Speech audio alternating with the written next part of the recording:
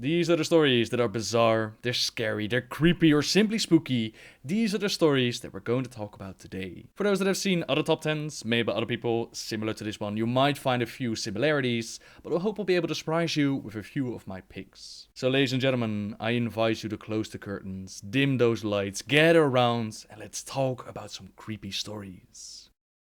Starting this list, I've placed the story of the Dead Mines at number 10, especially with the Cataclysm revamp. The story behind the Dead Mines is that once upon a time, after the Horde had destroyed Stormwind, but also were defeated by the Alliance, someone had to rebuild the city. For this job, they hired none other than Edwin Van Cleef, Guildmaster of the Stonemasons Guild, and he and his people, they delivered an excellent job. They rebuilt the city to even greater than it was. When it was time to pay though, the nobles refused to pay what was promised. They were infiltrated by the Black Dragon Onyxia, disguised as Lady Katrana Prestor, and she had convinced them all that paying the Stonemasons was not a good idea. They refused to hand over all of the gold that Van Cleef was promised, and not even King Varian was able to defuse the situation, so Van Cleef and his people, they led a riot through the streets as they escaped the city. During this riot, Van Cleef's wife Tiffin was hit by a stone. She lost her life, while the Stonemasons Guild, they took up the name of the Defiance Brotherhood, and they made their base within the Dead Mines. They had a plan in mind of building a massive ship, which they would use to assault the city they had built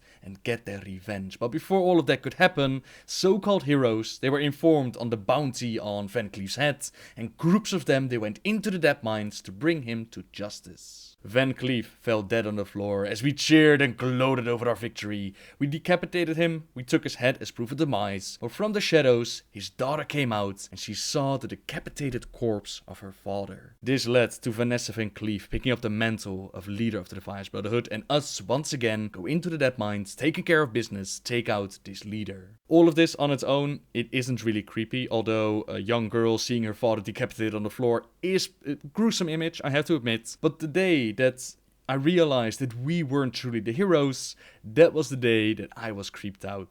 Back in the day when I started doing Dead Mines, I didn't know the storyline, I didn't really understand the lore, I didn't know what was going on. The realization came later, and in this situation, I don't believe that Van Cleef was really the bad guy. He was just a man doing his job. He got screwed over by the nobles of Stormwind, they placed a bounty on his head, and these so-called heroes, they took him out, while his own little girl had to watch, had to find his corpse on the ship. We're not really heroes, we just want gold and shiny loot, we get manipulated, get put on the dirty jobs, and this realization just creeped me out.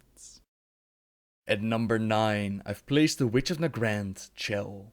This one is an oldie but a goldie. Chell, she was part of Nagrand during the Burning Crusade, and she was hidden away in her own little area. At first, we didn't really know much about this troll, except that her campsite had the most bizarre things placed together. You had little children scattered all over the place. Chell was chilling next to a cauldron. You had a few cages with bones piled up inside, a couple of explosives buried in the sand, a doghouse with some juicy meat still rotting inside. All of this had people speculate that Chell might be a witch who feeds on the flesh of the young. Warlords of Draenor came around to fill in the blanks. We found out that Chell is actually a shape-shifting witch, and she's responsible for the death of Garrox, his wife. She kills to stay young, and in our reality no one ever came to take her down. How many parents have gone mad with grief over losing their children? How many children have been captured by this witch, knowing that sooner or later their time would come? The time where Chell would approach them, most likely be ever so kind, ever so sweet. The Wicked Witch of Nagrand, feeding off the innocent, she has definitely earned her spot on this list. Number 8. The list wouldn't be complete without this creature. It's Thaddeus from Naxxramas. The undead, Scourge, Arthas, the Lich King, all of that is pretty grim and dark. You'll find many examples of the undead creepiness on this list, but Thaddeus is something special. When you fight through Naxxramas, you'll sometimes hear a female voice scream in the distance.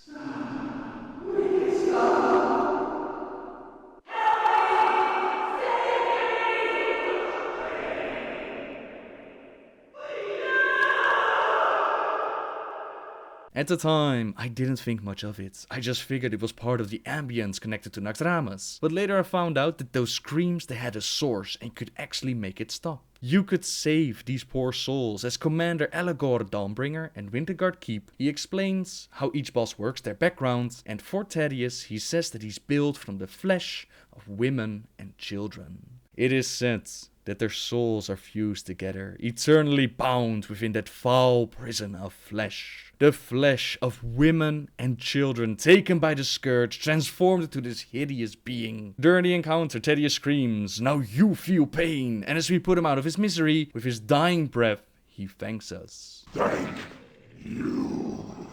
The screams are no more, an eerie silence penetrates the floating citadel. May their souls find peace, and may none be mad enough to create another being like Thaddeus.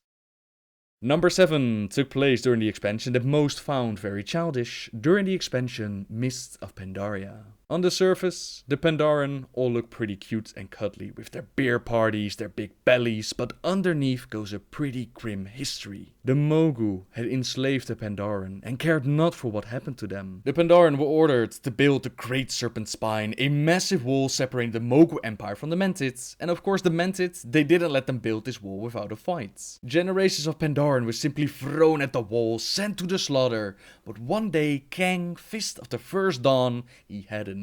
He rose up and he showed his fellow Pandaren that they did not need any weapons to fight against the Mogu. Their bodies were hardened by the hard labor they were put through, and their own fists would become their weapons. He was the first of the Pandaren monks, and he taught his people to no longer fear the Mogu, and from that moment on, the Pandaren would lead their own destiny and their own empire. During Mr. Pandaria, the Mogu returned, and the horrors of the past came with them. During the Golden Lotus daily quest, we were sent to fight against the Mogu, and most of these quests, they were pretty normal. You would destroy a few cannons, you would kill a few enemies, you know, the usual daily quests. But 2 of them, they really struck me as I realized what I was doing. The first one is called Acts of Cruelty, in which you're sent to rescue 5 torture victims. Pandaren were literally being tortured by the Mogu out in the field, but that was just the beginning. These were the lucky ones, and they were rescued, since another quest called Free the Spirits, it sends you to liberate Pandaren spirits from captivity of the Mogu. Imagine for a moment that an ancient enemy that had enslaved your entire race, it is now returned with a vengeance. You sit cowering in the corner, waiting for the torment to finally end. And was it not for us, these Pandaren spirits, they would have remained prisoners, surrounded by these banshee-like creatures, and at the mercy of the Mogu. An eternity imprisoned, an eternity captive, an eternity tormented.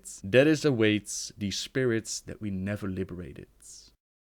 Number 6 is reserved for the Darkmoon Fair, and you might wonder how such a happy little place on Azeroth could earn a spot on the creepy list, but the Darkmoon Fair, it holds many secrets and mysteries. If you die on the island, you can find restless spirits all over the island, and each talks about the way that they died or the way that they came in touch with the fair. For example, Sifara Wellspawn, she died while gathering firewood for their campsite. Cup Coincare, a male goblin, he says that Silas was able to repay most of my debt as long as I worked at the fair.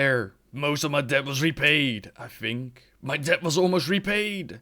No one was going to miss those last gold coins. I didn't think anyone would mind if I didn't stay to help run the fair. Which implies that he was working on his debt by working at the fair, but he believed that he was done and they wouldn't mind him leaving. I guess that was not entirely the case, considering that he's a spirit now, and there are even rumors going around that the leader of the fair, Silas Darkmoon, he is not what he seems to be. There's a spirit that claims that his home was called Strom, and many years ago Strom was turned into Stromgarde. It's possible that he simply shortens the name, or perhaps Silas, he's quite a dark individual. In the comics, there was the story of the fair, in which Kerry Hick, the strongest woman alive, she was falsely accused of murder. They spent their time trying to prove her innocence, but in the end, they were forced to break her out of jail, but luckily they also found a witness that was able to testify to Kerry's innocence, but the real killer was never truly punished. Cedric Falruk had indeed killed his own brother Eric, but his father was unable and unwilling to kill his last son. He did believe that he was guilty though, so he gave Cedric a bunch of gold, he told him to go far away, but before Cedric was even able to set a foot out the door, the strongest lady punched him from behind, and the people of the fair gave him their own piece of justice. The Darkmoon Fair is family, and like all families, they take care of each other. Silas had Cedric placed next to his deceased brother, and the final thing that you see in the comics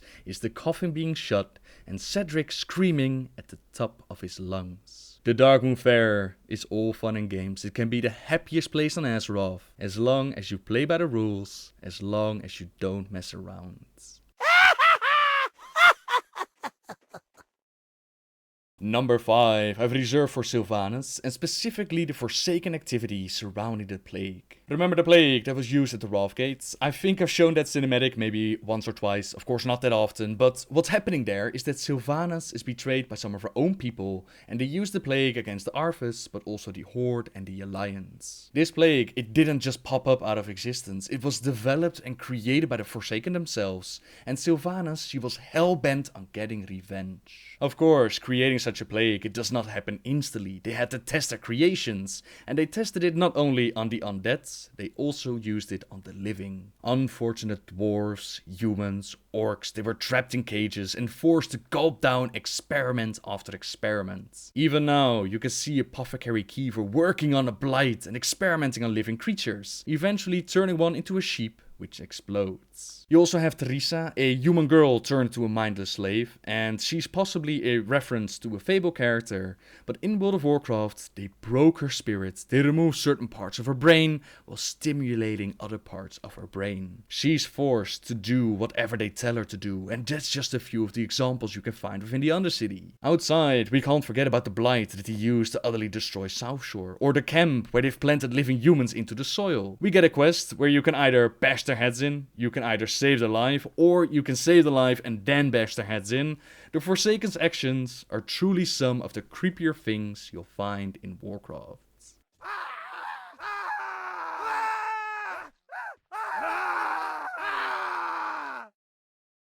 Number 4 is for one of the more recent events that happened within Warcraft. It's the bombing of Theramore. Picture this for a moment. One of the leaders of the Horde, he sends you a warning. The Horde is getting ready for war and they're planning to assault your city. They're planning to assault Theramore. He cannot stand at your side, nor will he neglect his duties to the Horde, but Jaina's actions in the past, they compelled Bane to give her this warning. That's the situation Jaina Proudmoore was placed in within the novel Tides of War, in which Garrus and the Horde, they got ready to assault Theramore. Jaina asked for help from the Alliance to defend her city, which she got of course, and even the Kirin Tor sent her their aid.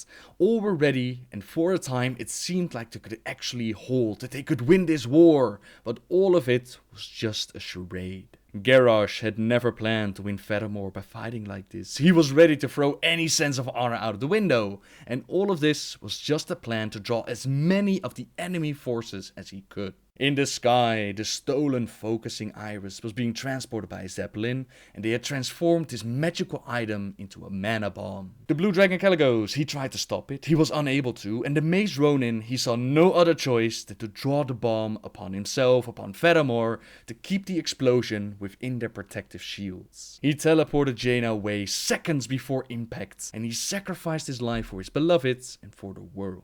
Due to his actions, the arcane radiations was kept to a small area, but as Jaina returned to her home, she found herself living a nightmare. People she had loved, people she had fought with, had talked with, had shared their life with, they were all blown up, her entire city was gone. Eerie corpses were floating in the sky, and her apprentice Kindy was dead on the floor. With tears in her eyes, Jaina tried to hold and touch the small body, but as she did, the body disintegrated into a pile of violet sand. This moment broke the once peace-loving Jaina Proudmoore and would forever change her, but this was just the start. Eventually the storyline, it guided us into the Siege of Orgrimmar, where we found out that Bane's warning to Jaina, it simply had not been enough. They were warned in time. Jaina was able to get her help and send those who didn't or couldn't want to fight away from the coming battle. Women and children and innocents were placed on boats, assumingly to a safe haven, but during the siege we found out that some of them, maybe all of them, simply didn't make it. They were captured by the Horde, women and children were taken, and their parents were placed against each other to fight, because if they didn't,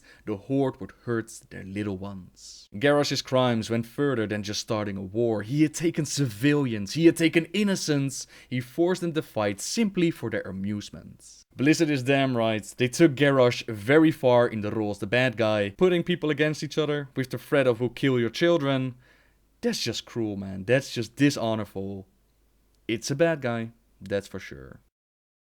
Which brings us to the top 3 of the list, and at number 3 I've placed something that can't really be avoided in a list like this. It's the Tower of Karazhan. This place is creepy in many ways, and I guess that's unavoidable when a corrupted guardian has lived and died inside of it. For those that don't know, the guardian Medivh lived in this tower, and he was possessed by the dark titan Sargeras. Sargeras manipulated events, he started the first Orcish horde invasion of Azeroth, but eventually Khadgar and friends, they figured out what was going on, and they stabbed Medivh. This caused Sargeras to come to the surface. He was decapitated before it could materialize, but his plans were already in motion. The orcs invaded the planet, that all happened, and his demise, the demise of Medivh of the Guardian inside Karazhan, it's speculated to be the reason for the cursed land of Darkshire. In the tower itself, we have visions of the past and the future. We have ghosts haunting the halls, being forced to party forever. And then there's the ghost of Medivh's father, tormented and terrified that his son would return. Who are you? What do you want? Stay away from me! Please, no more! My son! He's gone mad! I'll not be tortured again!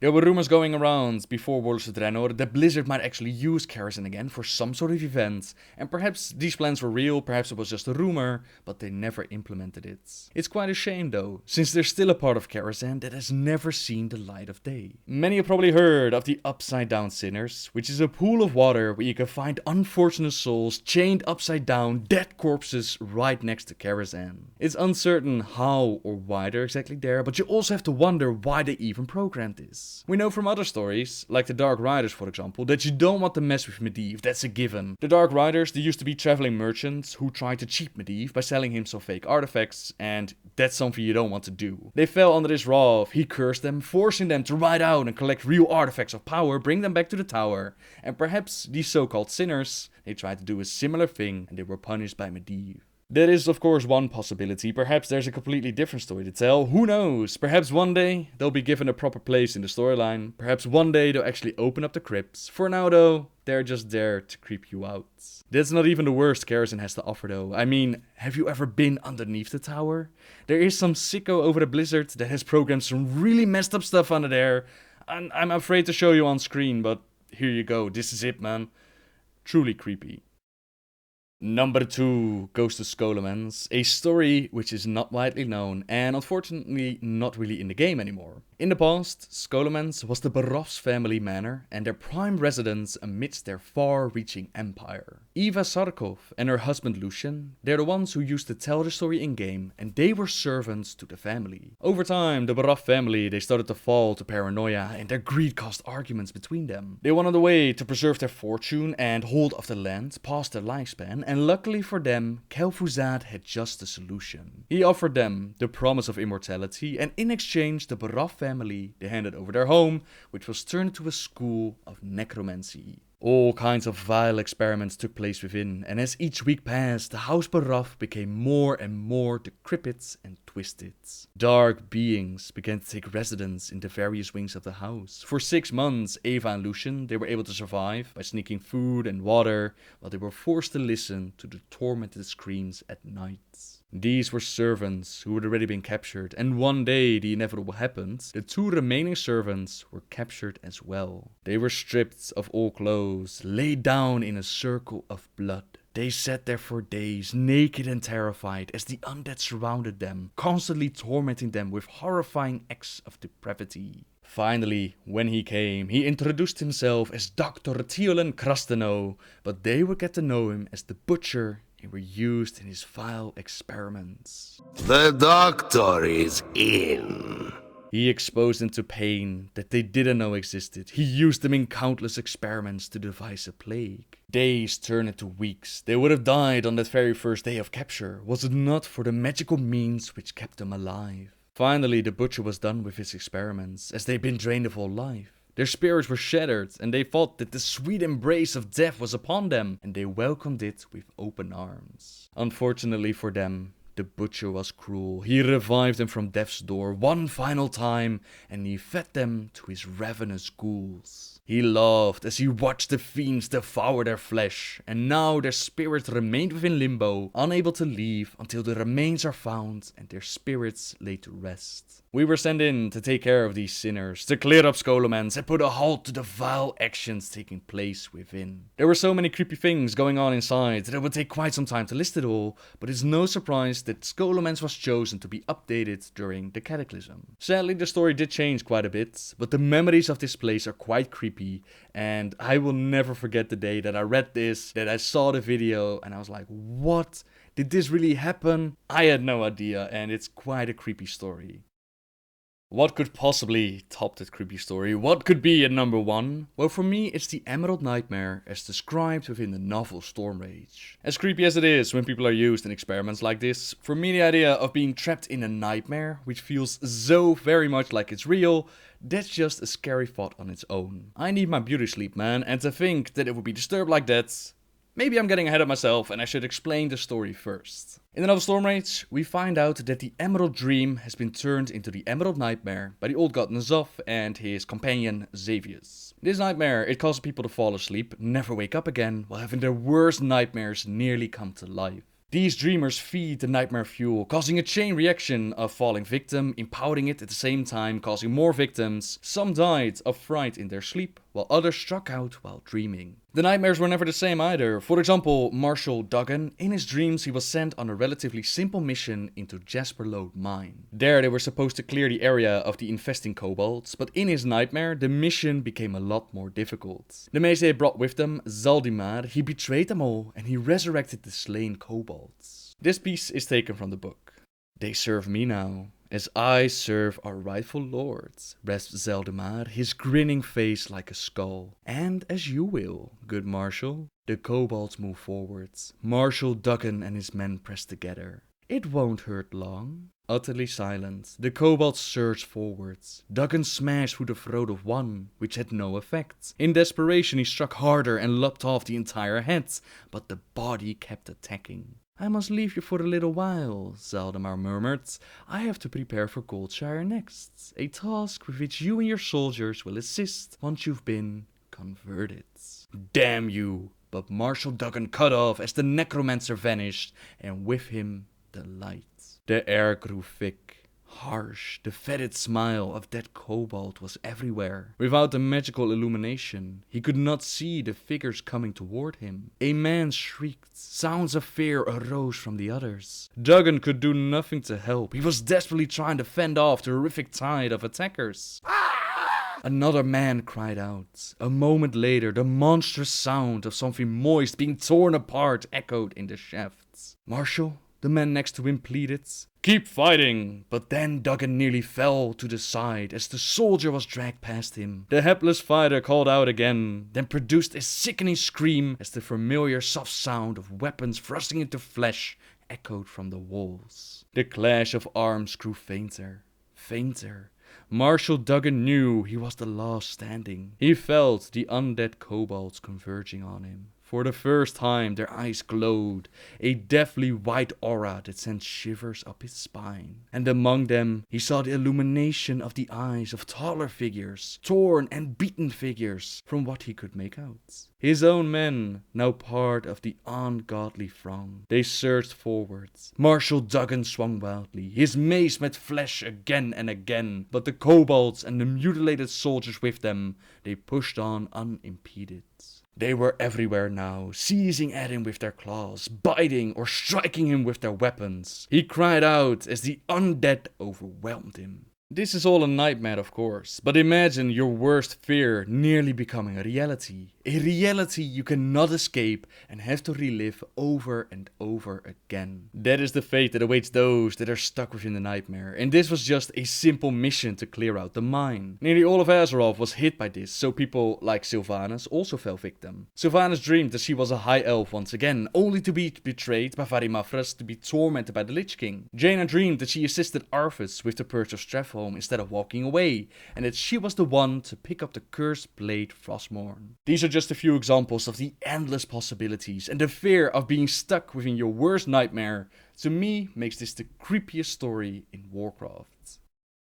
And that, ladies and gentlemen, is the end of my little top 10 video. There are plenty of other choices, of course. You had the Goldshire Kids, you had the Headless Horseman, you had the origin of the Centaurs, but these are just my picks. These are the bosses, ranging from end bosses all the way to the Brawlers Guild, and keep in mind that it's not so much about the encounter as it is about the story behind them. Now this is my list, and you'll probably have a different opinion, so feel free to post your own list in the comments. Let's begin, shall we?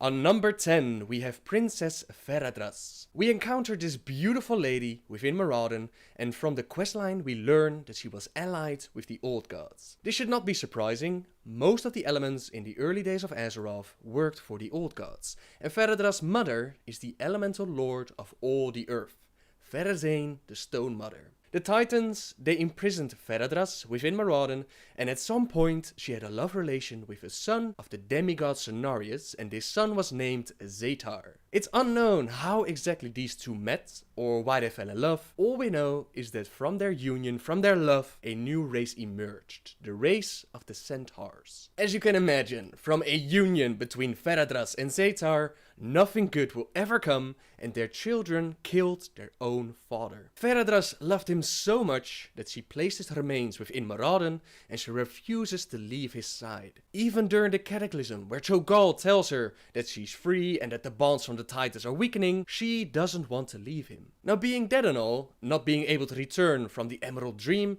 has given Zetar some time to think, and he's come to the conclusion that his love relation with Feradras was a bad decision. He now contacts heroes as they approach Feradras and tells them that she needs to die in order for his spirit to be free and the land of Desolace to heal. Poor Feradras, all she wanted was someone to love.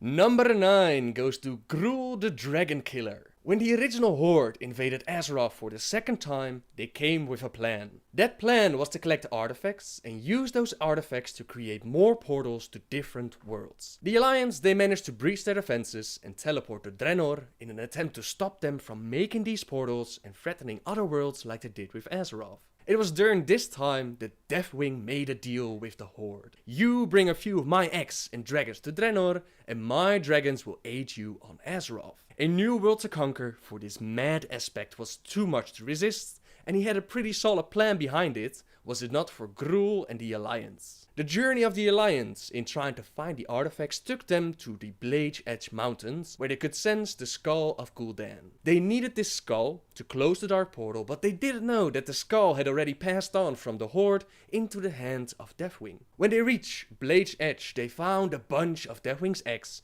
and they decided to smash them here and now to kill the threat before it was even born. This enraged Deathwing and all of his Black Dragonflight that were trying to protect these eggs, and he soon appeared to take care of these meddling insects. What he didn't count on that day was Gruul. And what you need to understand is that you have ogres. Ogres are led by Gron, and then you have Gruul. He was massive and decided to ally himself with the Alliance against this Black Dragonflight who dared to enter his territory. Now, truth be told, he wasn't really a match for the might of Deathwing, but thankfully the mage Khadgar did manage to weaken the metal that was keeping Deathwing together, and this forced him to retreat. In the Burning Crusade, Gruul became a boss with a very small story. He was basically just there for the loot, which was a real shame. I hope that they're going to use Warlords of Draenor as the perfect moment to make Gruul an ally against the Iron Horde. Let's hope so. Number 8 goes to Queen Azshara, Light of Lights. This lady is so powerful and such a badass that the only thing you can do is interrupt her spells. Bold of you to strike a queen. A lesser monarch might be enraged. Fighting you is simply below her. She'll just send servants after you instead, and you can deal with it. I've done a full story on Azshara, which I'll link so you can check it out. But what you need to understand and what you need to know is that it was no coincidence that this lady was worshipped by her people. As beautiful as she was powerful, as deadly as she was out of her mind with trying to make Sargeras her mate, her choices would eventually lead to a new race, the Naga, born from the power of the old gods and still causing trouble beneath the oceans of Azeroth. Number 7, Millhouse Manastorm. Prepare to face the mighty Millhouse Manastorm! Now you might think, what? Millhouse, really? But you have to give some respect for the way that this gnome just refuses to go down. We first encounter Milhouse back in the Burning Crusade, where he somehow, someway ended up in the Arcatraz. The Arcatraz, as the name suggests, is a prison made by the Naru for the most dangerous beings in the universe. Milhouse was not one of these beings, he was just unlucky, a stowaway who was in the wrong place at the wrong time. We set him free, and in exchange he gladly helps us kill Warden Malakar, a corrupted blood elf who's setting all these prisoners free. My, you're a tall one. Who's bad? Who's bad?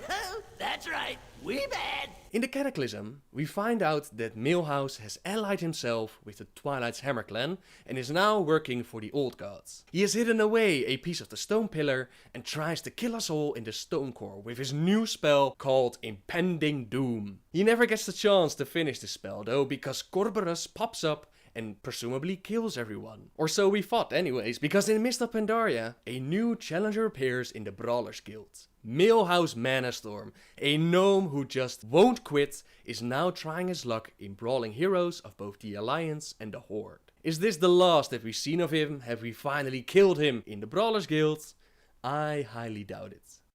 Number 6, Terron Gorefiend. Terron is also one of those guys who just keeps coming at you. His life began as an orc, serving within Gul'dan's Shadow Council, ruling the first horde behind the curtains. When Orgrim Doomhammer found out about this corruption, he took care of it. He killed nearly every member of the council while Gul'dan was in a coma. Gul'dan woke up, pleaded for his life, and Orgrim spared him in exchange for new powerful troops. The first Death Knights were born, and Terron Gorefiend was part of that group. The spirit of an orc warlock placed in the body of a fallen Alliance soldier, and an incredibly dark and powerful being. Eventually, Gul'dan betrays the Horde again and leaves his brothers behind in search of more power. This cripples the Horde in such a manner that it pushes them back all the way to Blackrock Mountain and even back to Draenor. Despite being a creation of Gul'dan, Gorefiend was not loyal to him. He was loyal to the Horde, and it was he who came up with the plan of creating more portals to different worlds. It was Gorefiend who collected artifacts and followed Ner'zhul all the way to the Black Temple. There his final confrontation with Turellian took place,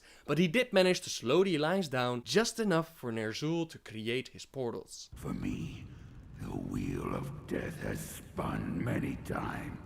Like I said, some guys just don't stay down, and even after getting killed by Turellian in the Burning Crusade, Terron Gorefiend tricks us the heroes, into restoring his body and making him a boss in the Black Temple. We kill him of course, we enter, we clean up our mistake, but the question is, for how long? The wheel spins again.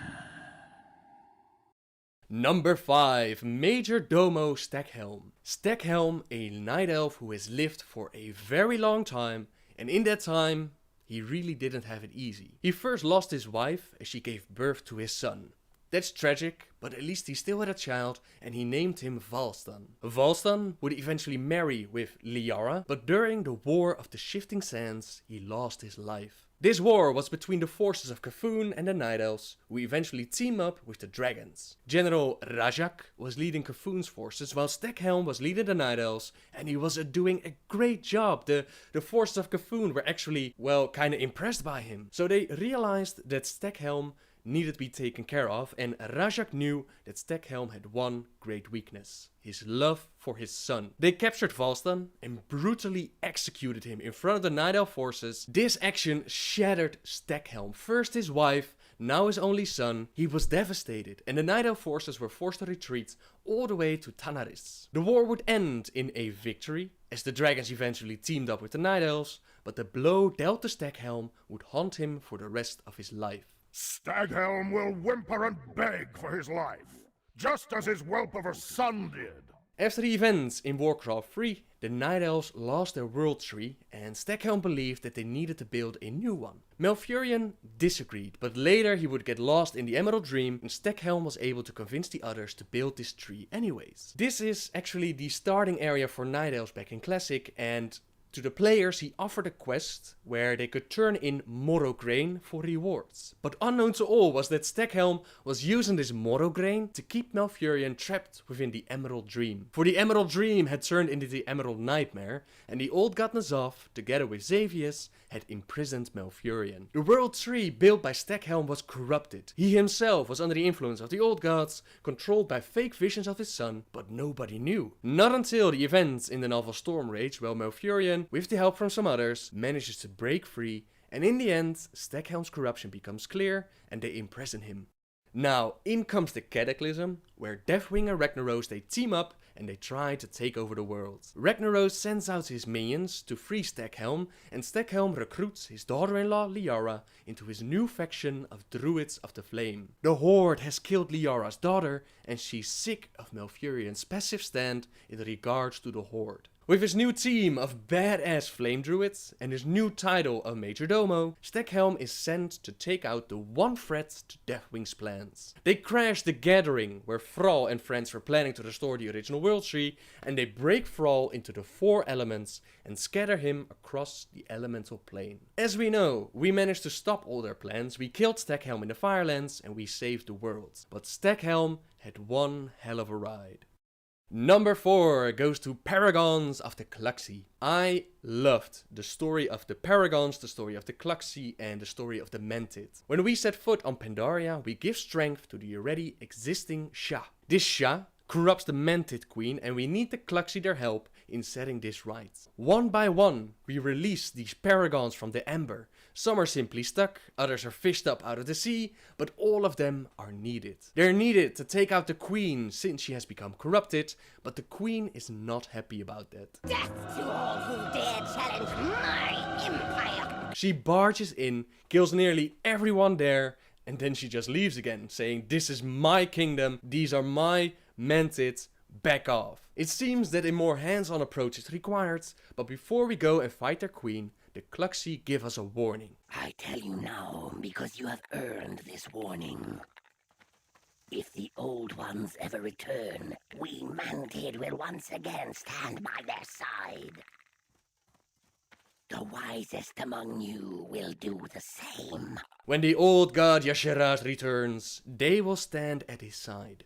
And so they did. Several months after these events, after playing the game, Garrosh finds the heart of Yasharaz. He reawakens the power of the old god, and the Cluxy do everything in their power to protect their god. They take on the Children of the Titans, but in the end, they fail. Well fought, Awakener. We will meet again. Which brings us to the top 3 of the list. At number 3, Yogg-Saron. Now you can't make a list like this without including one of the old gods. I was pondering, I was thinking which one was the most badass and had the best story behind it. And in the end, it's Yogg-Saron, because he has so much speculation going around it that makes him just that little bit extra cool. First, his background.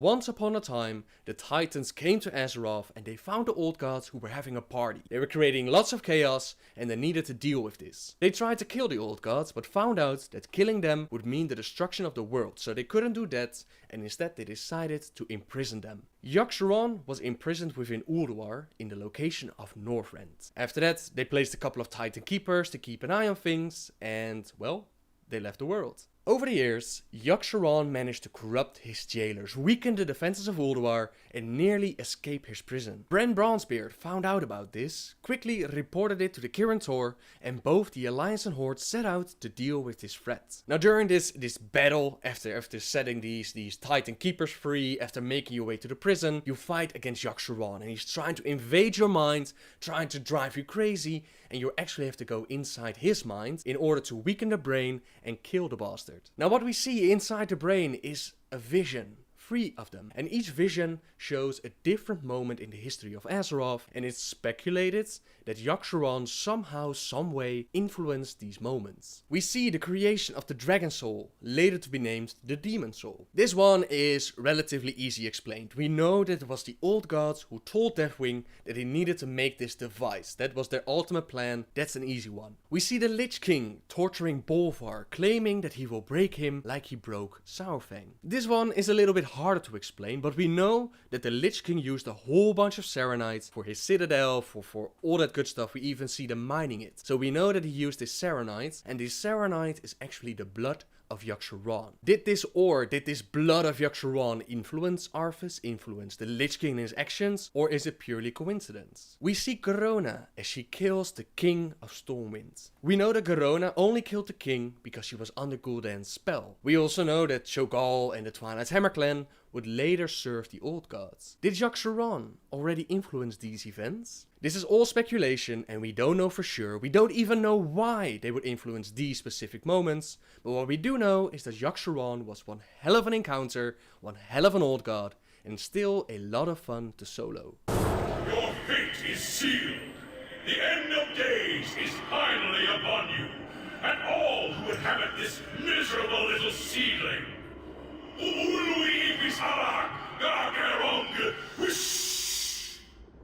Number 2, Nefarian from the original Blackwing Lair. Why is Nefarian so high on the list? Nostalgia, mainly, because this is my list and this is my personal final boss. The last boss that I killed during my hardcore raiding time way back in Classic WoW. Sure, I've done a little bit of raiding after that, but not as serious as I was during that time.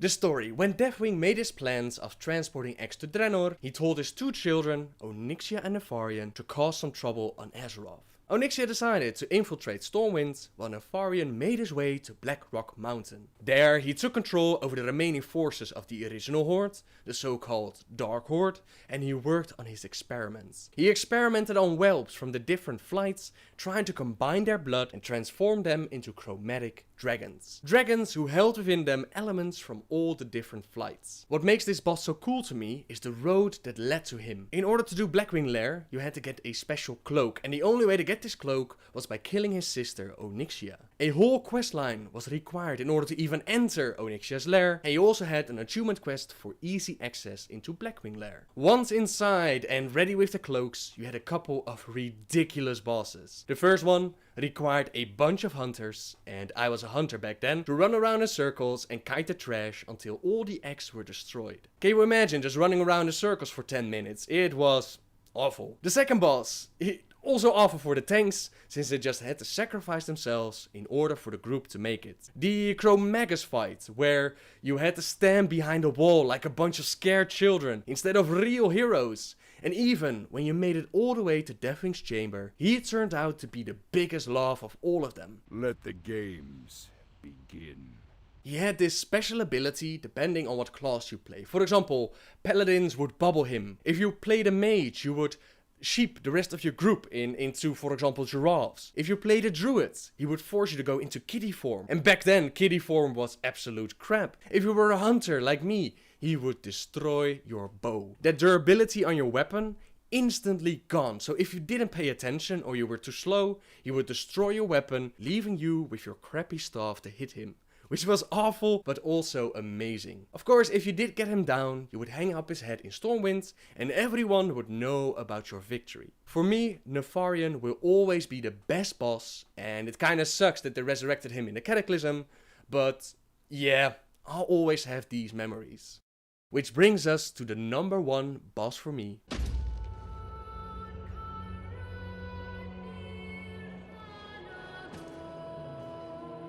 Could it really be anyone else?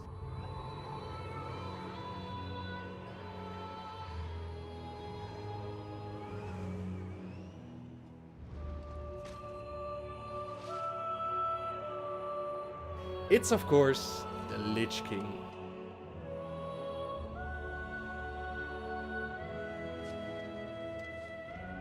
My child, I watched with pride as you grew into a weapon of righteousness.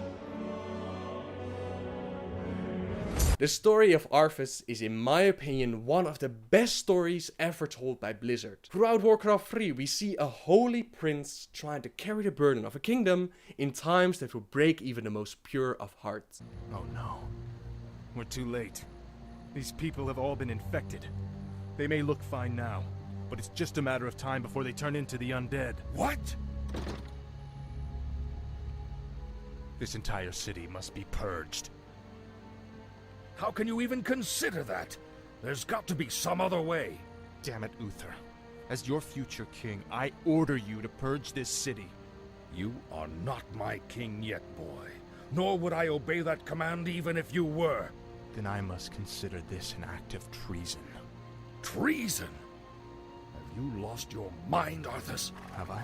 With the calling of Strath home, he made a decision that might have saved the land at that moment, but would eventually lead him on a chase to the cold heart of Northrend. There he picked up the cursed blade Frostmourne, which took away a piece of his soul and knocked out his friend. He was able to use that power of the blade to kill Mal'Ganis, but at what price? The coming months he would roam the lands of Northrend, listening to whispers of Ner'zhul, slowly losing his mind, until the moment came where he returned to Lordaeron, murdered his own father, and destroyed his kingdom. Ah, my son. You no longer need to sacrifice for your people. You no longer need to bear the weight of your crown. I've taken care of everything.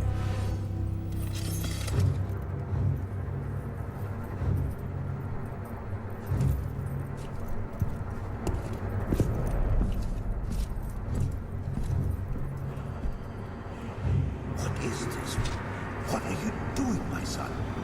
Succeeding you, father.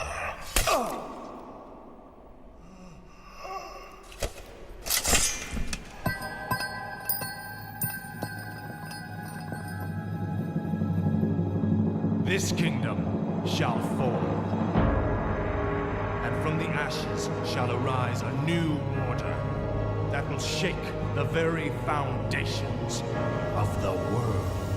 The fallen prince resurrected Kel'Thuzad, turned Sylvanas into a banshee, and eventually Ner'zhul would call him back to Northrend, for his power was slipping away. An agonizing journey to the frozen throne, battling against minions of the old gods, against Illidan, until finally he reached the top, where the whispers of his past followed him as he placed the helmet on his head and merged with Ner'zhul.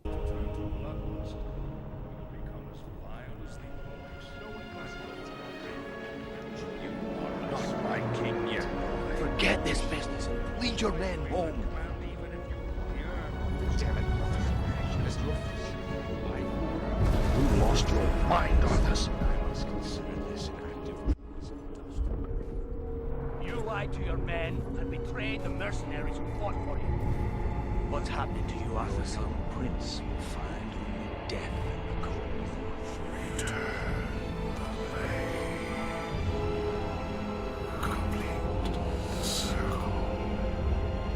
Release me from this prison.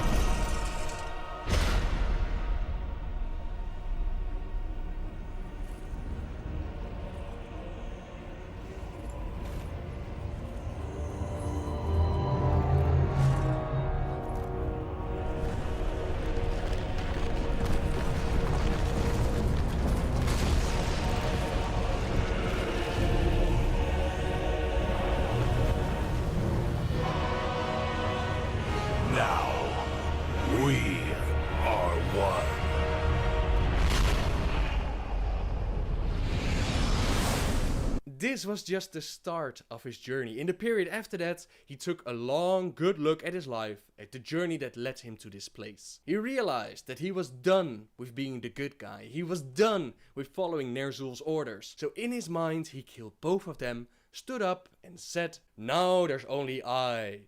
I am the Lich King and I'm ready." What makes Arthas such a top boss for me is the complete story flowing from even before Warcraft 3 into the wrath of the Lich King. Throughout the expansion, we see him pop up from time to time, taunting us to face him within the walls of Icecrown. Can you feel it, my son? Closing in all around you.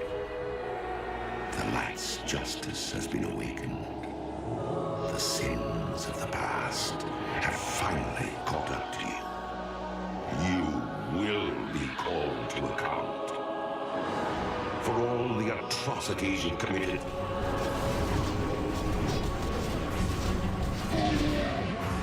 The unspeakable horrors you've let loose upon this world.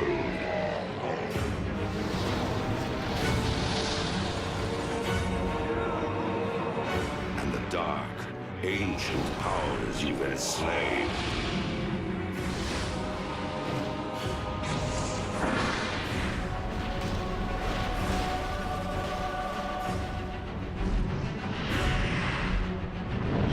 Though my soul was one of the first to be devoured by your evil, there are thousands more bound within this blade, and they cry out for release.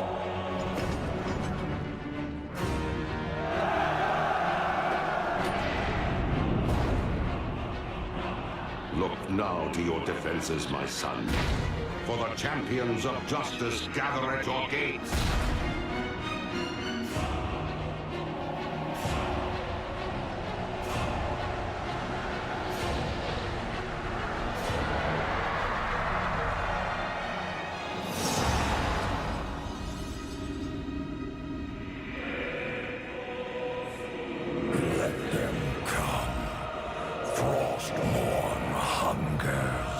That was his master plan, pitch the greatest heroes Azeroth had to offer against the forces of the Scourge. Train them, grow them, lead them to his throne and turn them into agents that would fight and do his bidding. He would have won that day. Remember that we were all there, dead on the floor, ready to be resurrected and become his agents. And he would have had his perfect army, was it not for Tyrion, the Holy Light and the Ashbringer.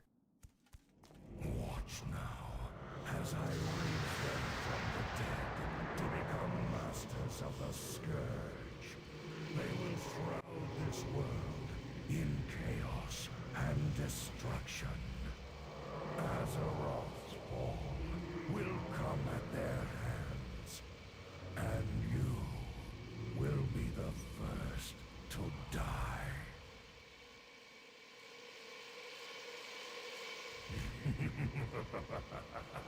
I delight in the irony.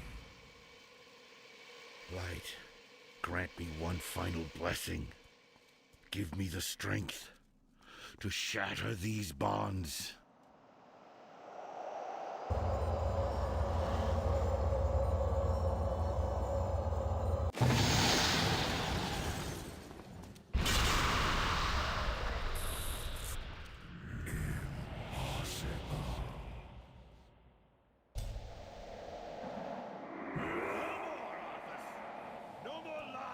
Consumed by your hatred. Free, at last. It is over, my son. This is the moment of reckoning. Rise up, champions of the light! Now I stand before the lands, and they do not fear. They cannot fear. There's only one force, as far as my memory goes, who ever came as close to victory as Arthas had, and that's the original Horde who lost because Gul'dan betrayed them. Sure, there were a couple of things that didn't make sense within the story of Arthas, within the story of Lich King, like, for example, there must always be a Lich King. Why? Didn't we just kill the major badasses of the Scourge? Didn't we just kill the leader of the Scourge? But overall, I thought it was a brilliant done story. And on top of that, he's one hell of a boss to solo. And that's my top 10 final bosses in WoW. There were a bunch more that I would have loved to place on the list, but yeah, you only have so much room. It did give me a couple of ideas on possible lore videos for the future, because some of these bosses just deserve their own video. I hope you enjoyed the short versions of their story, and if you have a top 10 list of your own, feel free to post it in the comments. Subscribe if you like my videos, and until next time guys, see ya!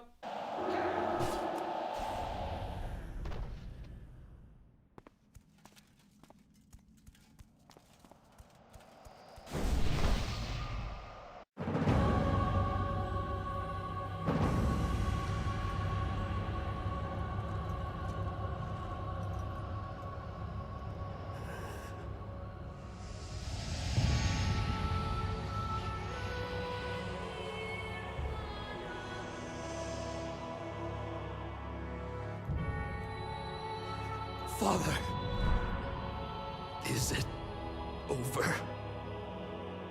At long last. No king rules forever, my son. I see.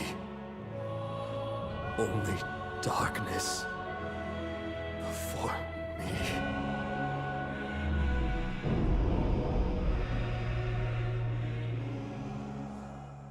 Hello everyone! The world of Warcraft has a lot of fighting and war in its stories, but sometimes amongst the fires of hatred, a seed of love finds room to grow. With Valentine's Day soon upon us, we take a look at my top 10 love stories in World of Warcraft. At number 10, we have a love story that's only been introduced in the recent expansion, and unfortunately, it wasn't meant to last. Those that have done the Alliance Garrison campaign know who I'm talking about, and those that really want to avoid spoilers from the Alliance campaign, you might want to skip to number 9. For those that don't care about spoilers, you might know who I'm talking about. It's obviously Barriss Alexston and Lieutenant Thorn. Alexston and Thorn, they both joined the Alliance campaign into Draenor. Alexston, he was brought in to help build the garrison, and back in the day, he worked on rebuilding Stormwind with the Stonemasons Guild. As some of you might know, the Stonemasons Guild didn't get the money that they were promised. Edwin Van Cleef, he led riots through the streets, and during these riots, a Varian Rin's wife died. Alexston, he did not join Van Cleef and his future Defiance Brotherhood. Instead, he remained within the city and he became the city's architect. From a simple builder to a man with a high position, he came to Draenor where he met Lieutenant Thorn. Not much was known about Thorn before this time, except that apparently she did help us during the campaign in Pandaria, but Barriss, he didn't need to know much. He saw this Gilnean woman and his heart pounding in his chest, while she was also intrigued by the man. They would ask adventurers who the many months spent on Draenor about each other, but both they were either too shy or too busy to really make a move. One day, Alexston finally got the courage to make that move to tell Thorn how much he loves her. He asked of the commander if they could find a rose from Azeroth, since this is Thorn's favorite flower, and as luck would have it, a rose is growing in our herb garden. We bring back the rose to Alexston, but in the meantime, the Burning Blade clan, led by Azuka Bladefury, they infiltrated the garrison in search for the heart of Gorgorek. Thorn was able to keep them all safe for the moment, but we need to scout the garrison and make sure that any Burning Blade member is taken out. As we make sure that the base is secure, inside our town hall more assassins make their way in and they try to take out Lieutenant Thorn. The assassins appeared out of nowhere. Barros took the blade that was meant for my heart. I ripped out the throat of our attacker, but I was too late. Barros gave me this flower before he passed, and Thorn holds up the rose as a tear rolls down her cheek. Their love story was cut short before it even began. Thorn is heartbroken, and now forever remains within her Worgen form. She looks at her favorite flower given to her by the man whose heart will always be with her. Do not let fear stop you from taking a chance at a brighter future, since before you know it, the choice will be taken out of your hands. You'll forever be wishing and asking yourself, what if? At number 9, we have Chandris Pheromone and Jared Shadowsong. Many years ago, during the War of the Ancients, in which the Night Elves had to fight against the Burning Legion, Chandris, she lost her parents and became an orphan. She was found by a young Night Elf priest known as Tyrande Whisperwind, who kept her safe and would later adopt her as her own daughter. During this war, Jared Shadowsong, he was unwillingly pushed into the role as a leader of the Night Elf forces, and he even had to face off against Archimonde himself. The Burning Legion would lose the war, but the victory came at a great price. The land of Kalimdor, it was shattered, and many lives and families were destroyed. But in the destruction, Jared and Chandris, they grew affection for each other. Chandris, she was very open about her feelings, while Jared needed a little time to warm up, but eventually he too found comfort in her smiles. Yet, fate had different plans in mind. Jared, he never wanted the role as leader or the role as hero, and he felt that Malfurion and his people, they were more concerned with nature than they were with their own people. Over time, Jared would place himself more and more in the background, while also getting into a relationship with a novice priest called Gelazir. Together, they moved away from the rest of their people, from Chandris and everyone else,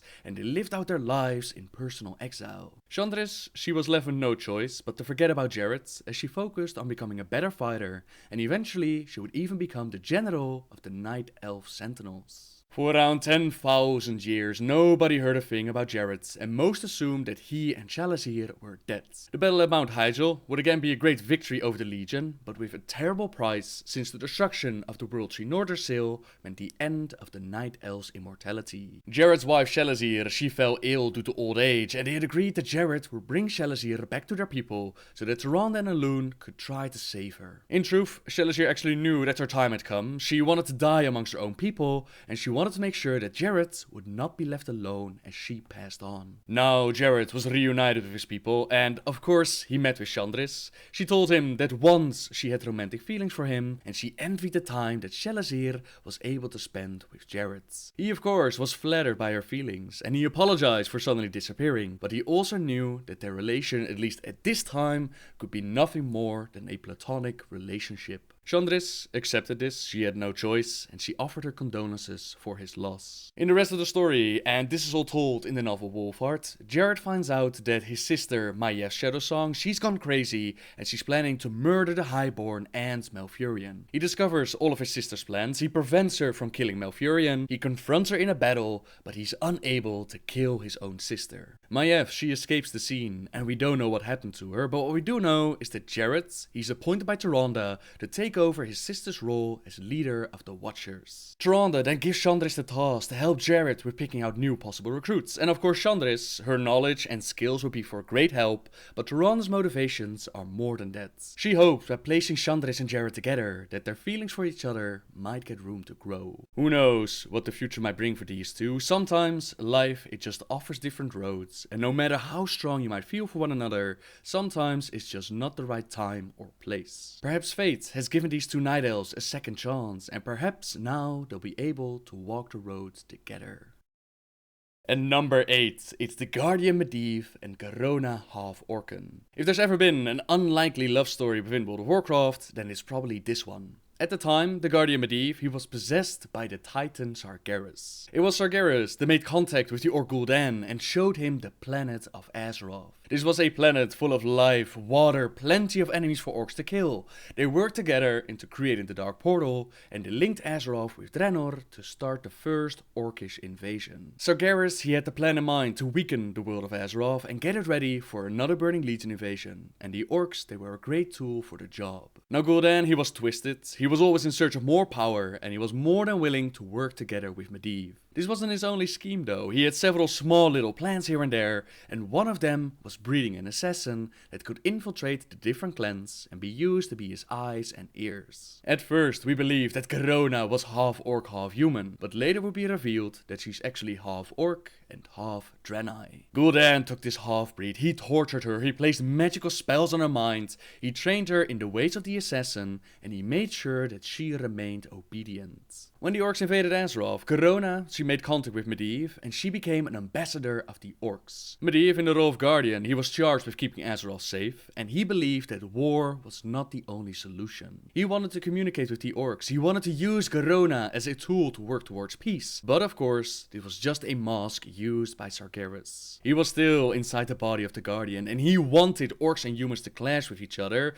to murder and kill, so these demonic forces would have an easy planet to conquer. Now the real Medivh, hidden deep inside, he worked in secret to place people around him that would be willing to take him out when the moment arrived. People like Khadgar and Anduin Lothar were his pawns against the corruption inside of him, and every so often Medivh was able to take control and push Sargeras to the background. You'd imagine that if you have this ability, that these moments would be used to prevent Sargeras from taking the world, from destroying everything, to warn people about what was going on, but instead Medivh found himself drawn to Garona, and Garona to him. Their love defies all logic, and in a moment of passion, in which they left the world behind, Garona became pregnant with Medivh's son. Yes, that's right, while being possessed by an evil titan, while losing control over his body, Medivh found enough time to be romantic and get together with a half-orc, half Draenei. Love will find a way, my friends. Let's just keep it at that. Eventually, Sargeras, he would regain control over Medivh, and people like Khadgar would discover their secrets. They found out that Medivh was possessed, they confronted the corrupted Guardian, and Medivh, or Sargeras, literally drained the life out of Khadgar. Garona was also there during this final confrontation, and he filled Garona's mind with horrible visions. But Khadgar, he was able to stab Medivh, and Anduin Lothar finished the job by chopping off his head. Garona would spend her life dealing with the horrors of the past while being unable to take properly care of her son. Garona knew that she was a liability to Badam, but that's a whole different story. The story of Garona and Medivh is proof that love has no boundaries. Not even one of the most powerful beings in the Warcraft universe can stand up against the power of love.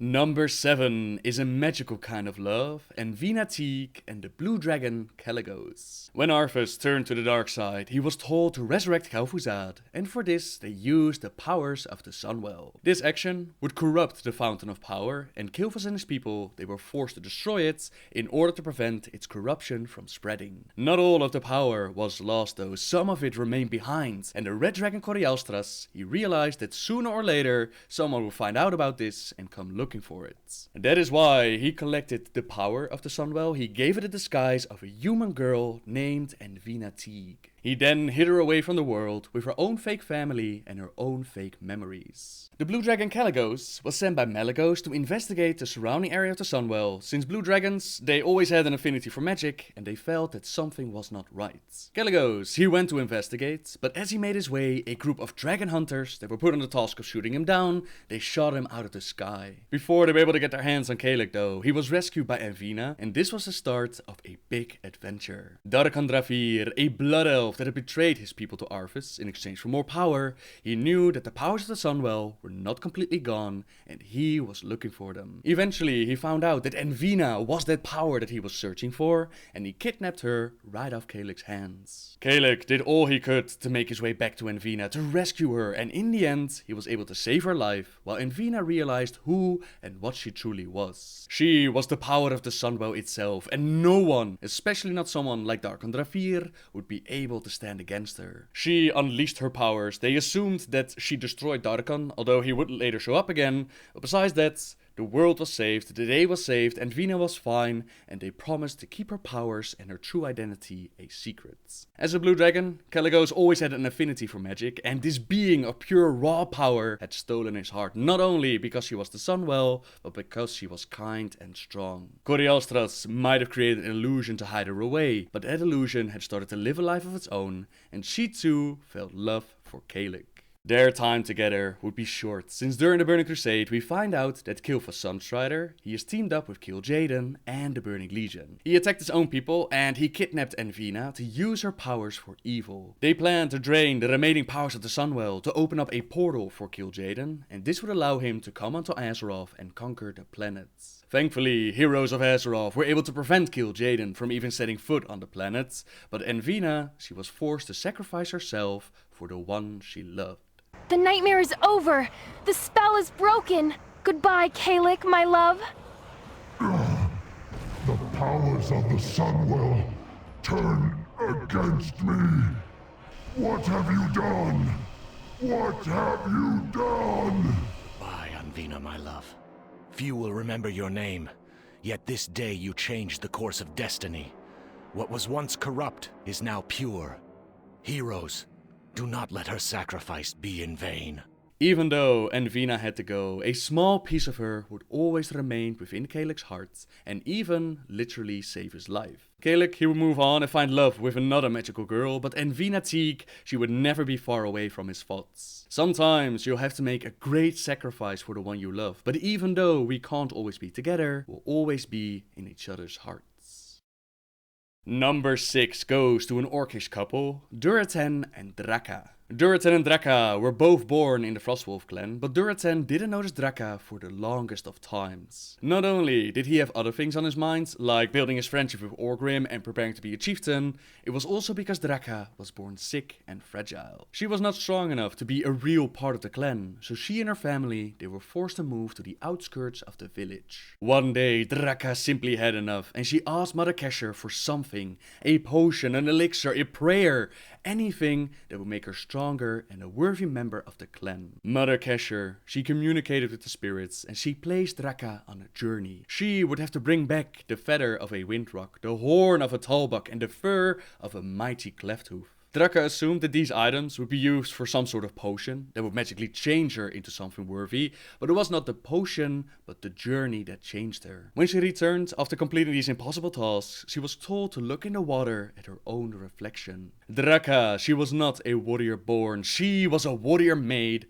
and at the Kosh Ark festival, Durotan finally noticed his mate for life. He asked Draka to join him on a hunt, and in Orcish culture, this is actually a courtship ritual. Durotan imagined, seeing how he was going to be the future chieftain, that it was going to be an easy task to get Draka to come with him. Who would say no to such a match? But apparently Draka, she was one of those orcs that could say no. She refused to join Durotan on this hunt, with the excuse that she was not of age yet, but she made it sound more like an excuse than an actual reason. Thankfully for Durotan, he was not easily pushed away, and he invited her again to join him on a hunt, only this time it was not in a romantic sense. He just wanted someone to come with him as two proud warriors, and to this Draka agreed. The hunting was a great experience. They complemented each other, they tracked down their prey, but as they did, they encountered a massive wolf, and this wolf was hunting the same prey as they were. Normally, a group of orcs would be required to bring down such a beast, but Durotan and Draka, they were able to win the fight. Durotan was injured though, and as Draka healed his wounds, he told Durotan a secret. Today was the day that she would become of age, and their time together had shown both of them that they were meant to be, that they would be mates for life. From that moment on, Draka stood at Durotan's side as he led the Frostwolf clan during trying times. The Horde was formed, they were pushed into a war against the Draenei, something Durotan knew in his body that this was the wrong course of action. The planet got corrupted, their people turned green, the Dark Portal was created, and they did invade Azeroth. An orc can only take so much, and at some point Durotan, he actually spoke out against the actions of the Horde, and for this, he and his clan were exiled. This exile was enough proof to them that what Durotan knew about Gul'dan, that Gul'dan only used the Horde to get more power, that they were right. They knew that someone had to be told, so Durotan and Draka, together with their young child Thrall, they met with Orgrim Doomhammer. Durotan had wanted Draka to stay behind, but she was his mate, and she would not step away from his side. They were in this together, and after informing Orgrim, and Orgrim promising that he would take action, they also lost their lives together. Gul'dan had sent assassins to take them out, but the young son Thrall, he was left to die to the wilds. Fate had other plans in mind for Thrall, as we all know, but his parents' love for each other, it saw them through some of the darkest days the orcs ever had to face. They were made for each other, they stood at each other's side through good and bad, and their actions gave a whole faction a chance to change and become something better.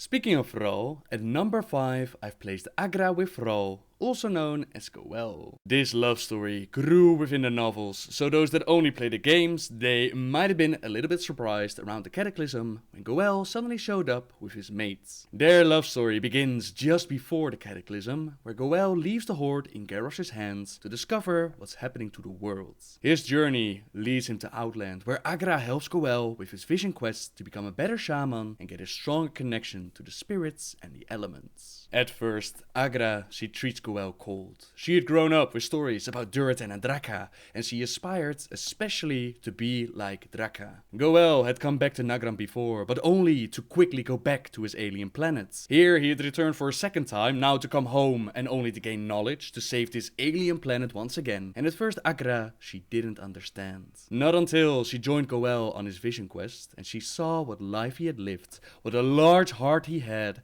and that he wanted to save not just his own people, but the entire world. She would join him as a voice of reason upon the wind, his solid foundation as strong as the earth, and his passion and heart as in fire and water. Goel would be the same for her if she would have him, and naturally she would. Together they traveled back to Azeroth to an uncertain future, in which together they had to stand against threats like the might of Deathwing, old gods, and even the elements. Their love was strong enough to overcome these things, and Goel soon knew that Agra was his mate for life. They held a wedding at Mount Hyjal, which was disturbed by the Druids of the Flame. They knew Goel would be a problem for their plans, so they split him into the 4 elements and he scattered him across the elemental plane. Their plan might have succeeded, but what they didn't count on was Agra and her stubbornness. She, together with heroes of Azeroth, they traveled to the elemental planes and they brought back Goel in one piece, and they were able to say their vows and become mates. For so long as I live, I will stand at your side. as you have stood at mine. I stand before you, Agralan, daughter of Rial, daughter of Sarah, and I will proudly be your mate, Rowan, in this world or any other. During all of this, Agra, she had become pregnant with Goel's first child, which she gave birth to somewhere around the Darkspear Rebellion, and now we find her on Draenor, again at her mate's side. She has given birth to their second child now, we don't know who is taking care of the children, but here we see it, Agra and Goel, they too found out that love, it can give you the strength to carry on, even through the darkest of times. They stood together against impossible odds, and to this day, their love remains strong.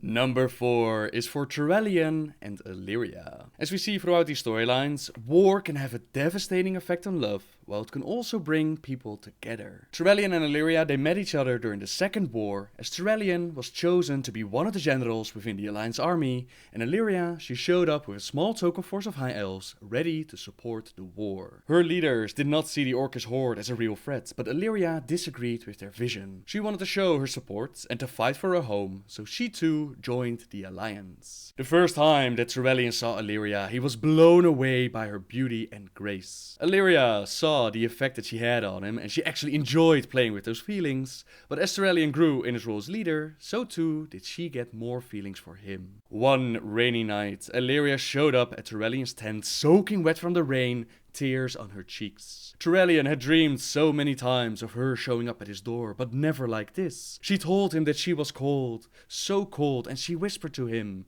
Vendalo Eranu, which at the time, Turalyon, he didn't know what it meant of course, but he had it translated, and it means, help me forget. He helped her out of her wet clothes, he drew the fur about them both, and for that night, they were warm. You'd imagine that their love and future was a bright one after this night together, but actually the opposite happened. Illyria, she became more distant and cold towards Turalyon, and he didn't understand why. Illyria became filled with hatred, and she wanted to murder every single orc that she could get her hands on. This made her reckless in battle, and Turalyon feared that Illyria would get herself killed. It wasn't until the Alliance stepped through the Dark Portal to take the battle to the orcs that they finally would talk it out and figure out what was going on. Illyria had lost many of her family and people to the orcs, and on that night that she came to Turalyon, she felt broken and lost. She couldn't properly grieve for her people, because doing so would mean facing the reality that they were truly gone. Instead, she had decided to hide her feelings, get a revenge upon the orcs, and Turalyon, he could understand her feelings, but he couldn't let her join the war,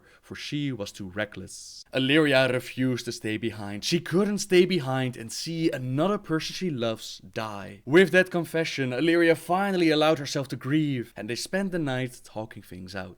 Turalyon, he agreed to let Illyria fight. Now that she had grieved for those that she lost, he felt that she wasn't that reckless anymore, and they promised each other to never again leave each other behind. Their love had found a way through grief and pain, and together they stood against the orcs, and they even survived the destruction of Draenor. They kept the promise they made each other, since both of them haven't been seen in years. It's still uncertain what exactly happened to these two, and not even Khadgar can give a clear answer. One thing that we can be certain about is that whatever happened to them, wherever they ended up, one thing's for certain, these two will be together. Illyria, she allowed herself to be vulnerable and open to Turalyon, and she found a loving heart ready to keep her safe.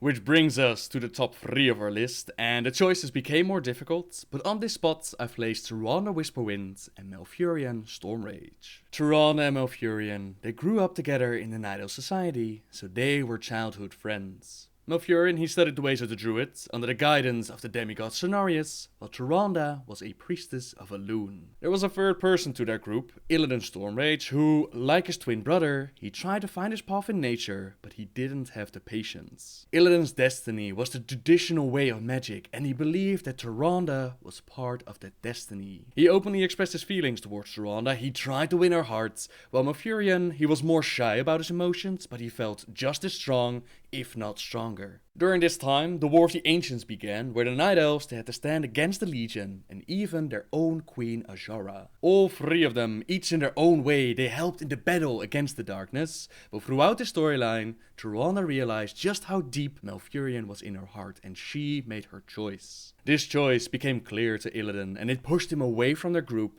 He decided that he would follow his own plans and he pretended to join Azshara, while in reality he was working against them. In the end, they managed to stop the Legion from invading, the land of Kalimdor split apart, and Illidan, he used some of the waters he had taken from the Well of Eternity to make a new well. The Night Elves had just fought a war, they had lost countless of lives over the abuse of the original well, so they were not pleased with his actions. They actually wanted to execute Illidan on the spot, but his brother Malfurion, he stood up for Illidan and he requested that he would be imprisoned for life. The Night Elves agreed. They locked Illidan away while the World Tree Nordersil was built over the well. Not only did this give the Night Elves immortality, it would also protect the world from the source of power hidden beneath it. You might imagine that with the war won and immortality at their side, that Tyrande and Malfurion, they would now finally be free to let the love grow and share their immortal lives together. But Malfurion's calling as a druid, it kept them apart. He and those that follow his path would spend years walking the Emerald Dream. They learned more about nature and their crafts, while Tyrande, she was left behind to lead their people. Patience, Tyrande.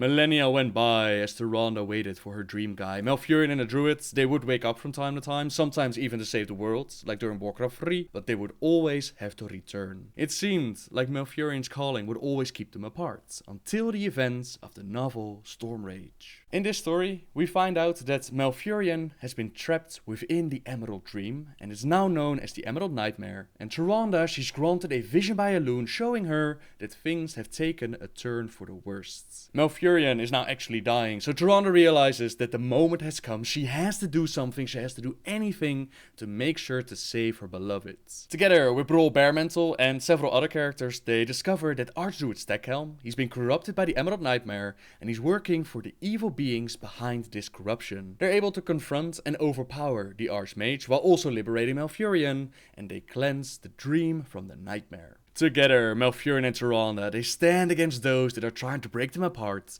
and together they show the world that these two can take on anything, as long as they face it together. 10,000 years ago, they had each other's backs, their love had given them strength to do incredible things, and to this day, their love has only grown. Malfurion's calling has kept them apart, this much is true, but now the old Archdruid, he realized that Tyrande simply deserves more. At the end of the story, they have a wedding to officially announce their love to the world, and Malfurion and Tyrande, they're now leading their people together. Sometimes life has a way to keep us apart from each other, but nothing can stand in love's way when given enough time. These two have taken the long distance relationship to the extreme, but they got out of it, and now they're stronger than ever before.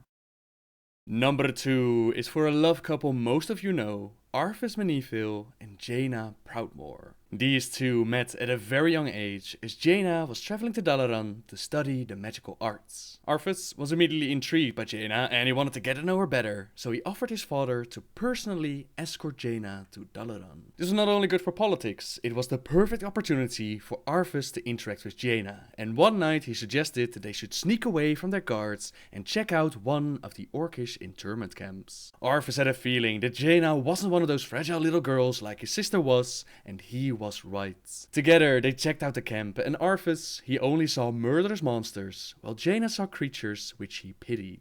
They looked very sad to her, and they couldn't be that bad, considering that they had children and all, but Arthas disagreed. Together they sneaked back to their camp. They nearly got caught, but the darkness was their cover, and they made it back safely. This was the birth of a friendship, which would be the foundation of a great love, and Arthas would find reasons to visit Jaina while she studied in Dalaran. There was another in Dalaran that felt more for Jaina, namely Kilfa Sunstrider, but Jaina, she did not share those feelings. She had kissed Arthas before after a friendly snowball fight, and one day Arthas pulled Jaina into the shadows for a kiss. But right behind them was Kilfas, who was trying to give her a book that she had dropped on the floor. Kilfas discovered the little secret. Anger and hatred flared across his face, but when he looked at Jaina, it all dropped and he felt nothing but pain and regrets. He was sad that Jaina did not choose him, and insulted that Arthas would not openly and proudly court Jaina, but he would keep their secrets despite his own feelings. This love couple would find it hard to be together, considering Jaina had her studies in Dalaran, while Arthas was training to become not only a paladin, but also a ruler of a kingdom. But they did not let things like that stop them. During the Wickerman celebration, Jaina visited Arthas, where she lit the Wickerman with a great spectacle with use of her magic and her fire spells, and Arthas told her that she did such a good job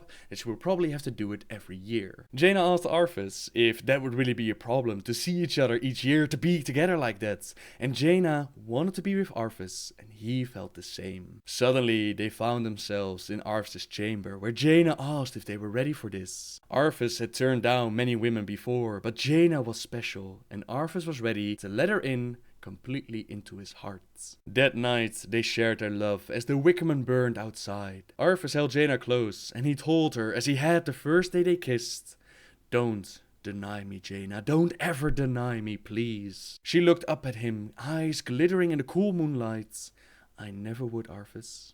Never." And yet, some things are simply not meant to be. During the Feast of Winter Veil, Arthas and Jaina, they were at a ball together, and they were talking about the future. Children, marriage, and all of a sudden, Arthas felt deep inside that he wasn't ready yet. What if he was not worthy of Jaina? He felt too young, not ready for all of this, and he tried to explain to Jaina these feelings that he didn't understand himself. Desperately, he thought to himself, "Please, Jaina, understand, even if I don't."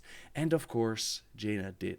She was hurt, of course, and she didn't really understand what Arthas felt, but Arthas had always been her friend, and for him, she would be a friend as well. They returned to the ball as friends, and after that, they went their separate ways, until the plague spread across the lands of Lordaeron, and Arthas and Jaina were put on a task to investigate. At first, their little reunion, it was a little bit awkward, but they quickly overcame it, and it felt like no time had passed at all. They'd always worked brilliantly together, and now they were on the same mission, trying to find out what happened to the people and where this plague was coming from. Eventually, they figured out that the plague, it did not only kill people, it also turned them into the undead. At Strefholm, Arthas made the impossible choice of purging the city, and for the first time, Jaina denied him. You've just crossed a terrible threshold, Arthas. Jaina? I'm sorry, Arthas. I can't watch you do this.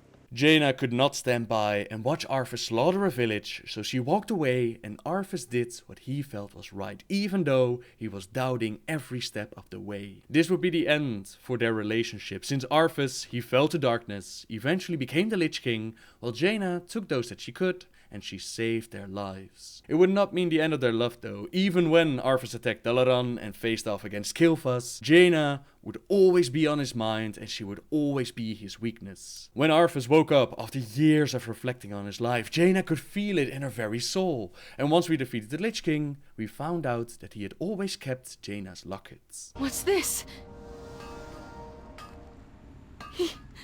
He kept it.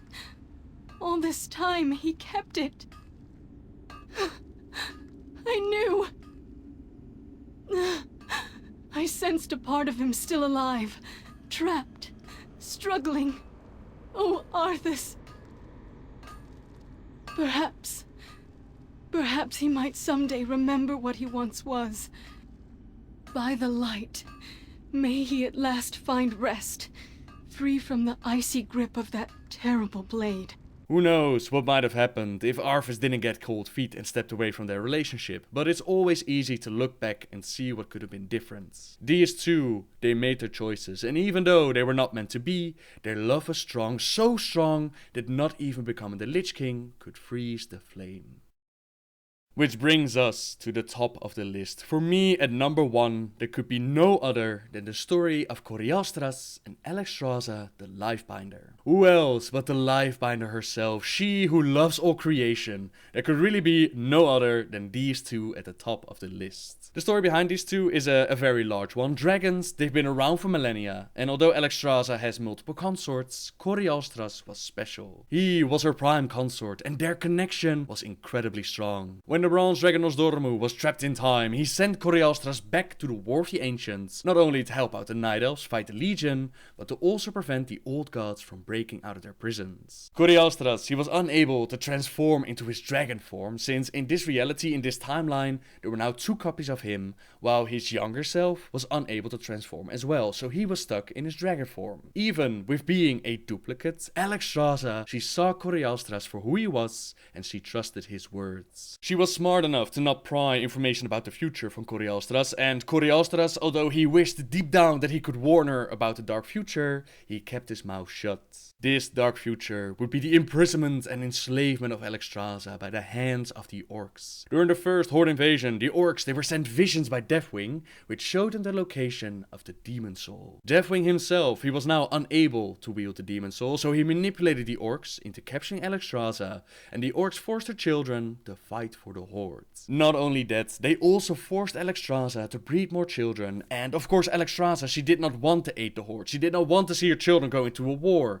But as she disobeyed, the orcs, they smashed their axe in front of her eyes and they smeared the yoke on her face. Alexstrasza is the Lifebinder, and such an act was the most brutal thing that they could do, so Alexstrasza obeyed. Corialstras, he was not captured by the orcs, and he used his influence and disguise known as Cressus to set events in motion to liberate his queen and his beloved. He placed the mage Ronin, together with several others, on the mission to go to Grimbatol and rescue his queen. At the same time, he convinced the other dragon aspects to come out of hiding, and together they were able to not only liberate Alexstrasza, but also destroy the Demon Soul. The mortals of this world had always been a concern for Cressus, and Alexstrasza understood that concern more than others. She understood the love Cressus had for what some of the other dragons refer to as the lesser races, so they did not spend all their time together, but it did not matter. For millennia, their love had been strong even when they were apart, and you can even see it in Dragonblight, where Cressus stands at the side of his queen. Sad to say, their love story, it does not have a happy ending. As the hour of twilight draws closer, and Deathwing's madness is spreading across the world, Corialstras, he finds out that the Twilight's Hammer clan, they'd infiltrated the sanctums beneath the Wormrest Temple. This is the location where the dragons kept their eggs, and as Alexstrasza attended to a meeting, Corialstras, he tries to defend the clutch. He's successful in taking out the members of the Twilight's Hammer clan, but the damage, it's already done. They've infected the eggs, and not just the red eggs, they've infected all the sanctum, all the eggs that are hidden there, and the corruption is spreading. This corruption will turn the unhatched hatchlings into chromatic dragons, and Corialstras knows that there's no time and he has to make the ultimate sacrifice. On his mind, for the final time, as she always was, is his beloved Red Queen Alexstrasza. He uses all of his powers, every bit of his life energy, and he links all the portals of all the sanctums together, and then he implodes, destroying the corrupted eggs and preventing a much bigger problem. Naturally, up above, they had no idea what was going on down below, and at first Alexstrasza, she's heartbroken. Not only did she just lose the love of her life, she also has the glimmer of doubt that Corialstras betrayed them all. The Lifebinder's heart is broken, and she travels to Desolace, where she just sits down and waits for death to take her. She's already lost her children, she already lost the love of her life, she's already dead in all ways except for one, and that death will surely come soon. Thrall is set on a mission to help out the aspects, and he tries to talk Alexstrasza out of her depression, but not even Wonderboy Thrall is able to heal the pain. Eventually, Thrall is granted a vision by the spirits of life that show him the truth. He sees how Corialstras finds out about the corruption, how he tries to defend the eggs, how he made the ultimate sacrifice in the name of love with his beloved on his mind. Thrall returns to Alexstrasza, he shares with her the vision that was granted, and Alexstrasza, she finally allows herself to grieve. From the tears of the Lifebinder, life itself blooms up around them, and Alexstrasza, she manages to pull herself out of her depression, and she realized that Corialstras was the best of them. He sacrificed everything, knowing how it might look to all of them, knowing that they might see him as a traitor, and still he sacrificed himself for the greater good. After this, as you might know, the aspects, they team up with Thrall, they stop several of Deathwing's plans, amongst them of course the final confrontation at the end of the Cataclysm. They manage to prevent the Hour of Twilight, they save the world, and even though Alexstrasza is no longer the aspect, her love and her heart are still the same. She loves all beings, all life on Azeroth, and Corialstras, he was most dear to her. For him, she was his world, and he traveled through time, he battled against unspeakable forces, he made the ultimate sacrifice just for her. Tragic as it may be, it's also a beautiful love story. And there you have it, ladies and gentlemen, my top 10 love stories in World of Warcraft. I truly hope you enjoyed my top 10, and I really wonder what you guys and girls would place at number 1. Do you agree with my choice? Is Alexstrasza and Corialstros the best, or would you have placed Jaina and Arthas there? Would you have decided on a whole different couple to be number 1? Please let me know in the comments down below. I can't wait to read all your comments. Valentine's Day is coming up, ladies and gentlemen, and if you have someone special to share it with, then I'll hope you have a fantastic day. And if you don't care about all that commercial lovey-dovey stuff, just remember, next day the candy will be on sale. Talk about some of the characters that I'm hoping to see pop up within the Shadowlands. There's quite a roster of fallen heroes and villains to pick from. Almost too many, really. That's one of the things that I'm most excited about for this expansion. There's just so much potential to work with.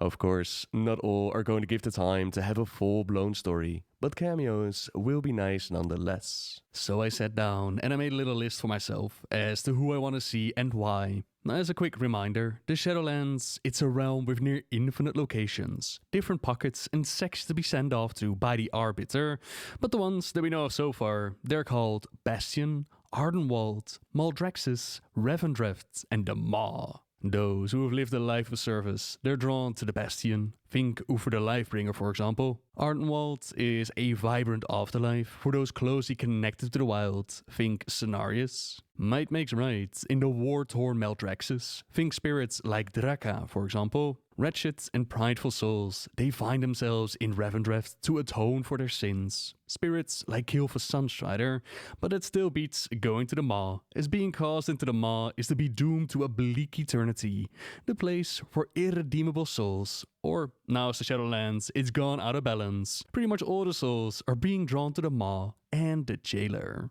So, as for the characters I'd like to see show up, starting off with number 5, as who doesn't love counting down? On number 5, I have Adalys Blackmore and Tarifa Foxton. If you had to name one character to be the face of Warcraft, then I bet that Warchief Thrall, he would be very high on the list. The two who played a big part in making Thrall as he is today, that would be Blackmore and Tarifa. Blackmore being the one who found young baby Thrall out in the wilds after his parents were murdered. Instead of just executing the orc baby, Blackmore eventually came up with the brilliant idea of actually training Thrall. Teach him tactics, teach him how to fight, how to write, how to read, turn him into a leader, able to lead the rest of the captured orcs, a private army, to do whatever Blackmore wishes it to do, which would be conquer the world in Blackmore's name. But the man, he had quite a bit of darkness inside of him. He couldn't stay away from the bottle, something that he often unleashed upon poor Thrall. His time at the internment camp, it was not one of luxury or joy. But amongst the darkness, there were a few rays of light, prime one being Tarifa. If it wasn't for her, then Thrall would have died as a baby. She eventually made contact with him. They built up a friendship. She showed him that not all the humans are monsters. Even aided him in escaping the camp to go out and form the Horde. For her kindness and loyalty, Blackmore made her pay the ultimate price, execution in front of Thrall's eyes. And while Adalys expected Thrall to buckle under the grief, instead he found strength. His rage and fury claimed vengeance for Tarifa, while his shamanistic powers brought Durnhold low. He would then go on and form the Horde as we know it, as we see during Warcraft 3. Become quite the hero, while Blackmore, he's never really shown up in the game, which I find a real shame, as in the books like Lord of the Clans or Twilight of the Aspects, Blackmore is not the nicest guy around, but he has quite a strategic mind on his shoulders. He could make for quite the enemy. Tarifa, on the other hand, she became a part of Thrall's heart, and she's shown to be resilient, unbreakable, an ally any would count themselves lucky to have. If just for the fact that I would love to see a model of Blackmore walking around. For number 5, I'm hope to see that these two, that they show up somewhere. Goodbye, Tarifa. I will never forget your kindness. At number 4, I've placed Kilfus Sunstrider, together with Ovmar Gerafos. Kilfus has already been announced as one of the deceased that we are going to run into. At Revendreth, the domain where the Arbiter sends the prideful, flawed souls who haven't been able to leave something behind, whether it's pride or some other source of downfall. Souls sent here, they're not quite ready for service in one of Shadowlands' other domains, and it's the duty of the vampiric Revendreth to prepare them through unimaginable torment. It is much like a purgatory for souls who need to atone for past misdeeds and shed the burdens of their life. The journey is not an easy one. The Covenant in this area, the Covenant of Venveer, they have a good thing going. They lord over Revendreth's castles and ceaseless twilight, while arrogant souls, they're delivered to their tables. The Harvester's otherworldly punishments strip the pride from their thralls, sparing them an even worse fate, which is that eternal torment in the maw. But souls thus drained, they can't just leave Revendreth for a better place. They have years of penance to slog through, while they reflect on the precarity of their afterlives. And after eons of service, the Venveer are increasingly ruled by their decadence and pride. The very purpose of their plane, it may be flawed, and those who were once accusers, they become gluttonous and corrupt. Revendreth must always have a master though, and rumors suggest that the Nefrius, foremost amongst the Venveer, may no longer be fit for the role. Crowning a new sire could return the plane to its former glory, or leave Revendreth mired in the same decadence and sin it is charged with cleansing. Could it be that we're going to help Prince Kilfas become sire here? Perhaps, as a lot of the Blood Elf fans, they do not like what they've done with the prince. Similar to Arthas, Kilfas found themselves making incredibly hard choices for what he believed was the best for their people. Not helped by the fact that he was forced to work together with Garithos. The Alliance Grand Marshal was quite an arrogant prick, seeing other races as beneath him, placing the prince on tasks that pushed him to the absolute limits. Ultimately, he was forced to work together with the Naga, which gave Garithos all the reason he needed to imprison the ruler of Quel'Thalas within the Dalaran dungeons. He would have died there, was it not for the aid of Lady Vash. Through her, an allegiance with the demon hunter Illidan was born, with the promise of saving their people from their magical addiction. Time passed on, until Kil'jaeden was able to convince Kil'fas to join his side. Fel is a delicious, addictive magical substance, and we saw Kil'fas be a boss, not once, but twice. But Tempest Keep was merely a setback. Garithos, he found his demise in Warcraft 3. At the hands of Varimafras, in order of Sylvanas, after he foolishly believed that she would uphold her end of the bargain with reclaiming Lordaeron. The ghouls feasted on his bloated body, so how could these two be working together? Well, apparently Kilfas, he's going to pursue vengeance on an enemy from his past, while confided to Revendreth for the crimes he committed in life. I don't think that it's a stretch to imagine that the arrogant Garithos also found his way to this section of the Shadowlands. I'd be really happy with the two of them being forced to hang out together, whistling something like "Always look on the bright side of life." But working together, it could be pretty awesome as well, considering their history. If Revendreth has done his job right, then Garithos, who's been here longer, it could have been a lot more toned down in his pride and arrogance towards the elf. They would still have their history, of course, but this time it will be Kilfas that puts the human on impossible tasks to take down his enemy of the past. And who might this enemy be? Arthas perhaps? Who knows? But seeing Garithos and Kilfas together in WoW, I think it would be pretty damn awesome. If you want something done right, leave it to a human. At number 3, we have our boy Garrosh Hellscream. I think it's pretty fair to say that Garrosh, he was done pretty dirty. The son of Gromash Hellscream, he found himself living in the shadow of his father's mistakes until Thrall found him on Outland and told him the full story. Sure enough, Gromash did indeed mess up, but he could also be quite heroic. Hellscream then followed Thrall through the Dark Portal, and he distinguished himself on Azeroth. Then the Cataclysm came around, and our Thrall, despite voices telling him not to do it, despite Garrosh himself saying that he wasn't the right orc for the job, Garrosh was made war chief and allowed to lead their people during times of great turmoil. A massive event, as Thrall and Garrosh, they did not view the world the same. Where the future go well, he tried to carve out a peace in the world for the Hordes. He tried to do so through diplomacy and peace. Garrosh, he was proud of their people, and he figured they should just take whatever they needed. Quite a role reversal, one with awesome storytelling potential. Filling the shoes of a character like Thrall, it's quite a tall order, but over time, the Horde players, they warmed up to the more warmongering war chief. For the Horde! echoed across Orgrimmar and beyond, but it was not meant to last. Where in one expansion, Garrosh condemned the acts of dishonorable tactics. The next, he used them himself and went even further. He didn't drink demon blood like his father had, but instead, he embraced the powers of the old gods. From war chief to full-blown raid boss, placed on trial to answer for his crimes. A story which they tell in the novel War Crimes, where for a moment, it almost seemed like they were getting through to Garrosh, that there was potential for more story on the horizon. But nope. All they really did was use him to kick off the next expansion, and then go well, he sentenced him to the chair. Death on alternate Draenor. It's still a bit uncertain if the Shadowlands actually transcend realities. There's the bit about Soulbind and Niami with the Death Knight Order Hall campaign that we saw in Legion. In that campaign, they sent their followers into the Shadowlands to deal with Niami, but the argument can be made that this is actually our version of Niami and not the one from alternate Draenor. Personally, I'm of the mindset that the Shadowlands, it just covers all the different realities. It does leave the question if we're going to see duplicates, like Gul'dan for example. Our Gul'dan and alternate Gul'dan, they both died on our Azeroth. Is he now hanging out with himself, having massive conversations about power and betrayal? Curious to find out, but in the case of Garrosh, he's been deemed the worst version of himself by the Bronze Dragons. And I just really want to see the man in Shadowlands again, reflecting on past actions. Maybe make even a snarky comment about how he saw Fulton again, another war chief replaced, hanging out with his father, sharing tales of past glories, Gorehal and their family traditions of screaming hell. All I'm asking for is a little campfire where the different hell screams are hanging out. Doesn't even have to be a massive story. You made me what I am! And at number 2, not surprising I suppose, there is Arthas Menethil. I think many would agree that the story of Arthas, followed by then the story of the Lich King, it is one of the better stories to be found in the Warcraft universe. The pressure of the crown, battling against otherworldly forces and magic, manipulation and some hard choices to make.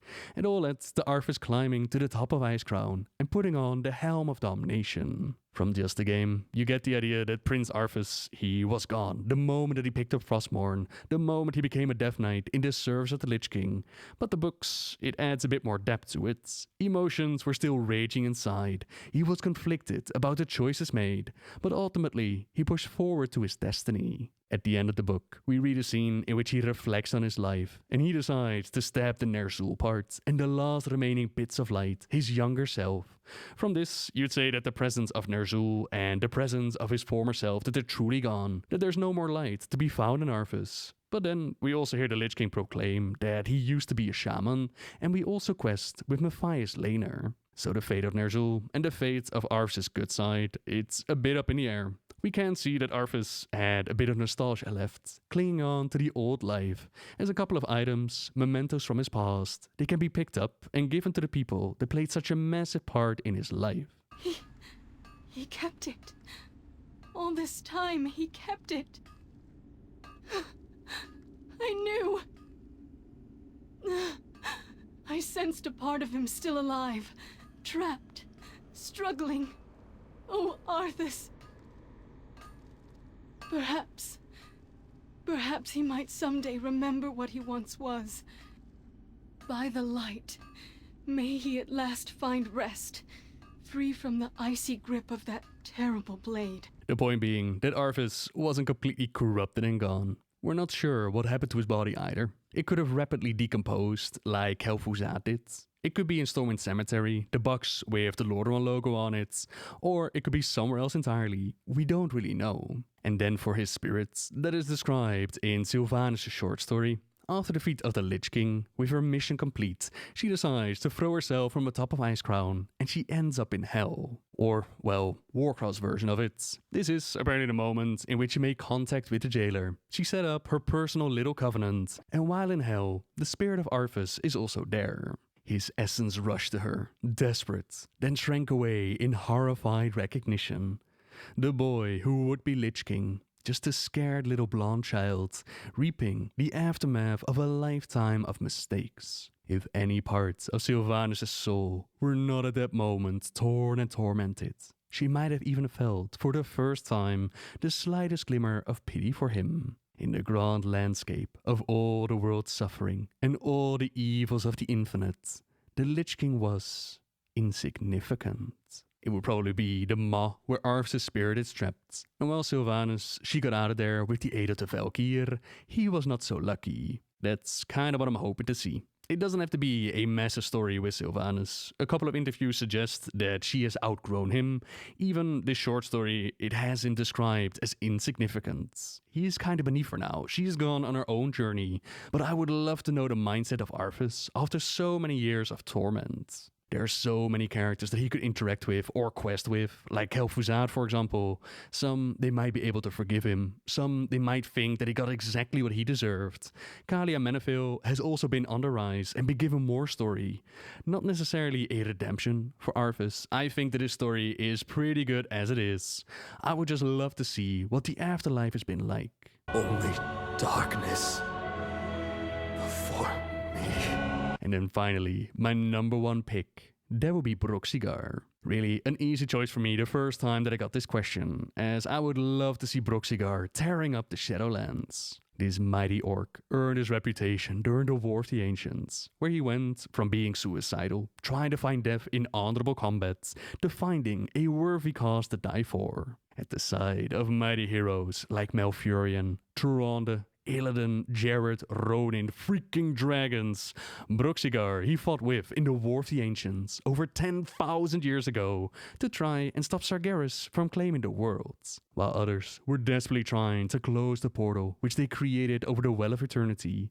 This mighty orc, he realized that they were going to need more time. Without hesitation, he leaped off the dragon right through the vortex to hell.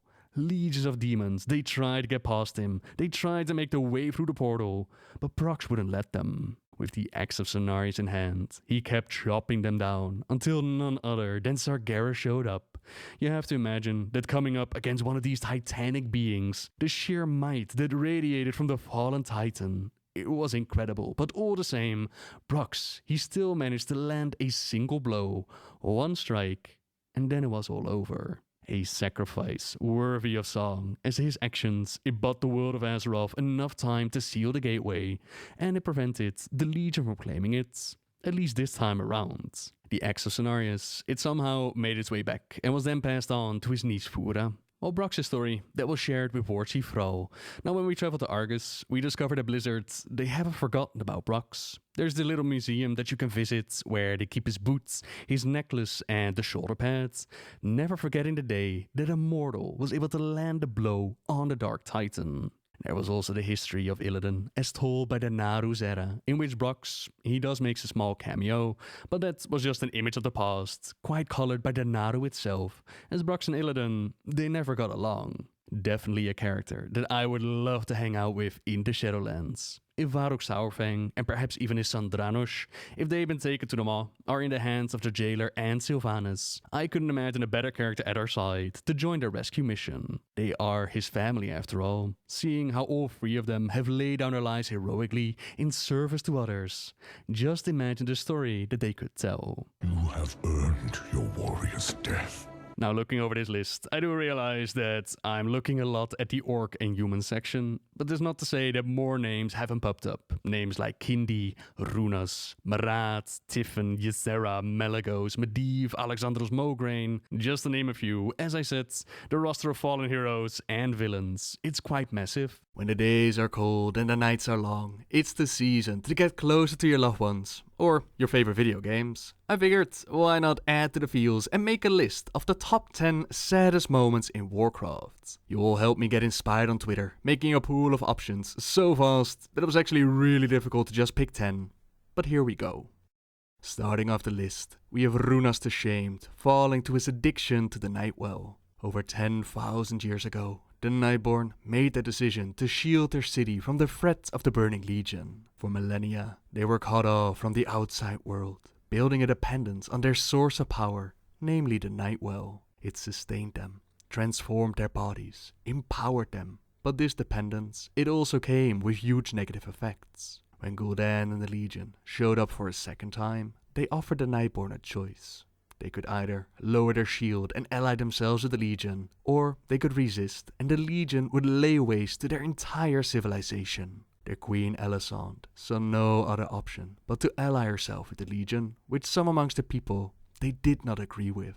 A rebellion was quickly snuffed out, banishing those who dared to speak out, which cut them off from their source of power, and they began the process of losing themselves. We find Runas the Shamed in Azuna, feeding with his kin on the whelplings of the Blue Dragonflight. We're asked by Steligosa to go and slay him before he does any more damage to their brood. Here we see him in the first stage, a Night Fallen, desperately trying to find his next fix, his next source of magic to feed upon. Runas, son of Andariel, is trying very hard to hold on to who he once was. He even offers to help us fight against his former friends and family that are now draining the ley lines over at Zarknar and are causing quite a bit of trouble for the Blues. Despite our best efforts though, the Nightfallen and the Withered, they're just too many to handle. They make an all-out assault on Senegos. Now Runas, he tries to warn us about this, but the hunger assaulting his mind, it's simply too much. Do let me know if you find more. This hunger is consuming my very mind.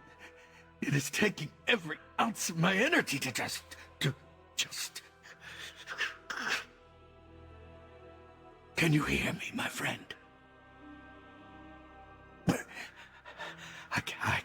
I cannot see you anymore. I think perhaps it is time to say goodbye then. Thank you, my friend, for letting my last few hours mean something. And so, Runas the Shamed fully devolves into a Withered, losing who he was forever. The inner workings of the mind of a Withered, they're terrifying to behold, but this would not be the fate for his entire race. Some of the Nightborn would rise up against their queen and find a way to the fruit of the Arkandor, saving themselves from their addiction to the Nightwell, but not without great sacrifice. Sacrifice like Arluin, who gave his own life so that his sister and his people, they might have a chance at a future. But none will forget the final moments of Runas the Shamed. At least we could make them mean something. At number 9, when Velen and the Eredar refused the offer to join Sargeras in the Legion, they were forced to flee their homeworld of Argus and became known as the Draenei. From planet to planet, they escaped the wrath of Kil'jaeden until they crash-landed on a little planet known as Draenor, homeworld to the Orcs. Through the manipulations of Kil'jaeden, the honorful Orcs fell into darkness. They exchanged the elements for the Fel, drank the blood of Manoroth, and did horrific things to the Draenei. The path of glory is paved with the bones of the fallen. The Draenei prisoners were sacrificed to open the dark portal. Yet for me, the saddest moment in that sickening war was the assault on Shafrath and the aftermath, one of the last holdouts of the Draenei. By this point, Velen and his people, they knew that the Horde would never stop hunting them unless they were convinced that the Draenei were wiped out.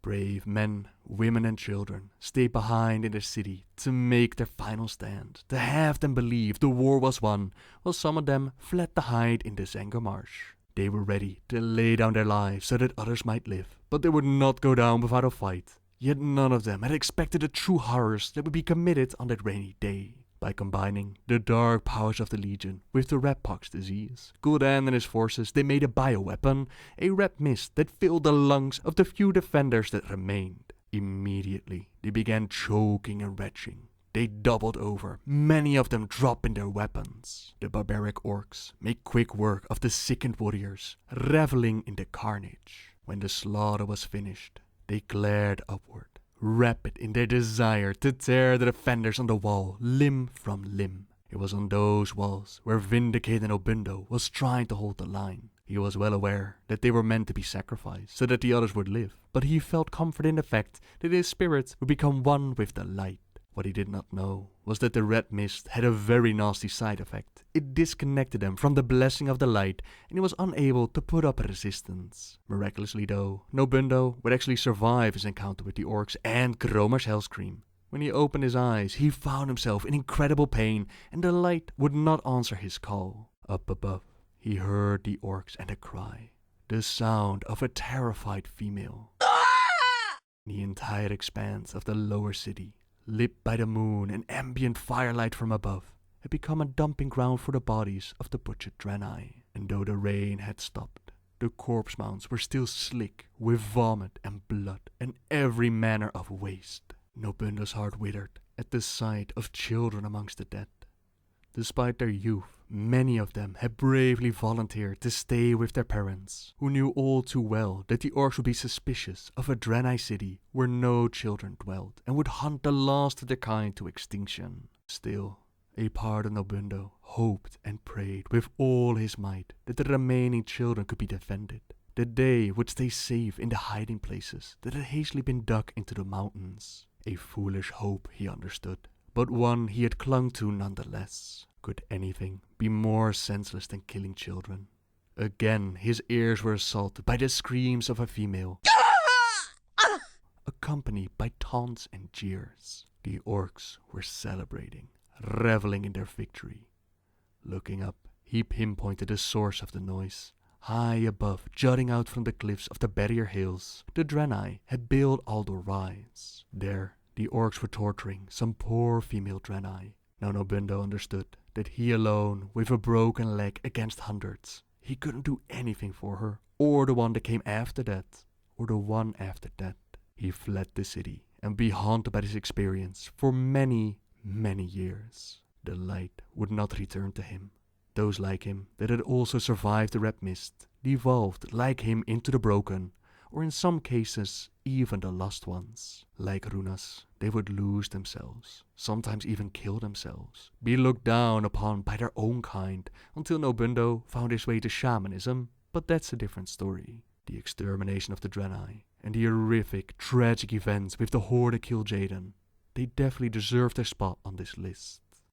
The orcs would eventually step through the Dark Portal and invade Azeroth twice, but both times the Alliance defeated them. Those that surrendered were placed within internment camps, where the guards were sometimes so cruel, like beating and pissing on them, that death perhaps would have been the kinder option. But amongst the prisoners was the son of Duratan and Draka. He was raised as a slave gladiator by Blackmoor, with the intent of eventually leading his orc people for his human master. But vooral, he would rise up against his bonds of enslavement and reform the Horde. Though their history had been marked in darkness by the manipulations of outside sources, by wrong choices and good people staying silent, vooral, he had a different vision for the Horde. They would not forget about the mistakes of the past, but still carve out a new future, carve out a little piece of the land to call their own. But letting go of your past is not so easily done. When Medivh went about warning the world of the return of the Legion, he told Thrall to take his people west to the ancient lands of Kalimdor. Gromash of the Warsong clan, the one who had drank the demon blood first and was a very strong ally in their campaign of liberating their people, he joined him on his journey, but along the way, that ancient old demon blood still pumping in his veins, it started to act up.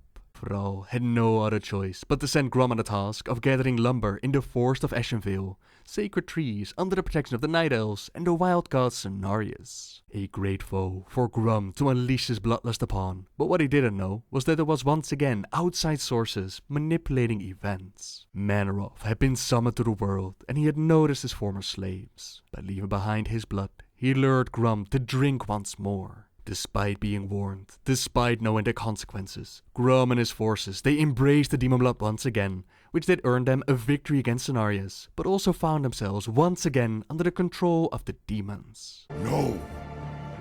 We are free! Stupid, pitiful creature. I am the rage in your heart. I am the fury of your thoughts.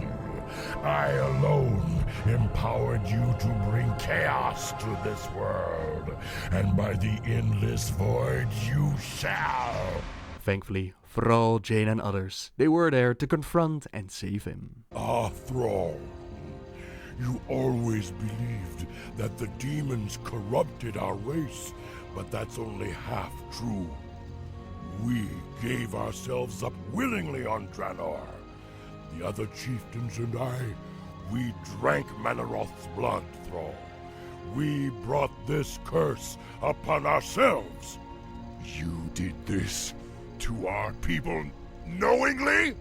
Nga! Dabu.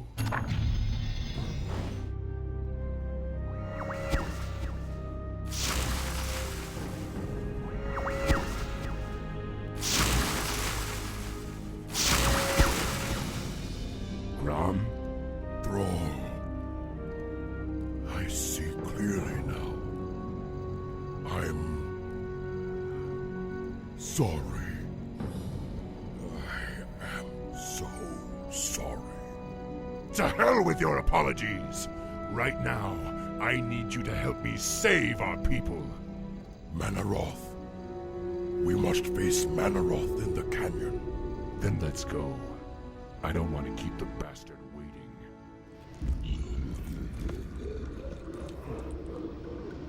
So predictable. I knew you would come. And I see you brought the mighty Hellscream.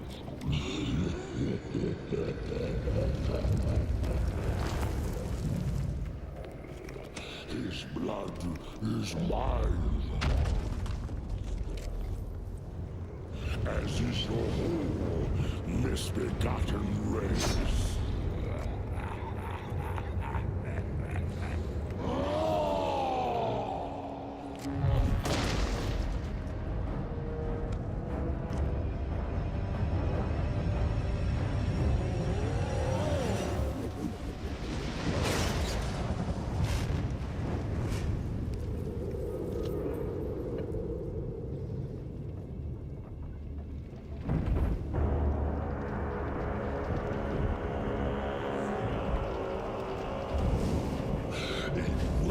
Effort, but futile.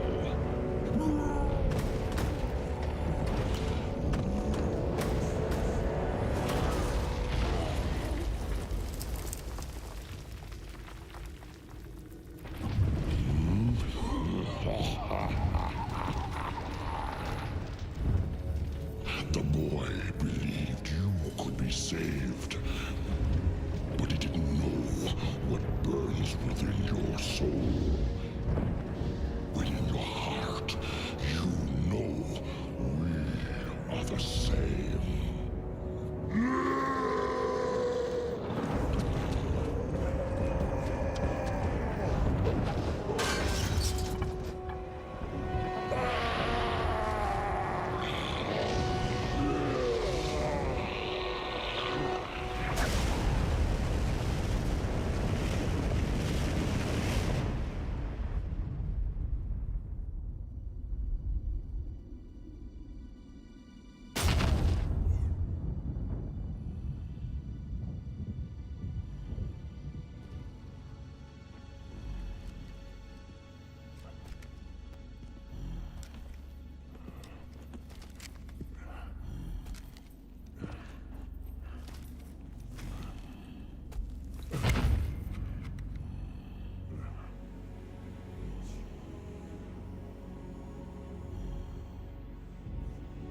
Thrall, the blood haze has lifted. The demon's fire has burnt out in my veins.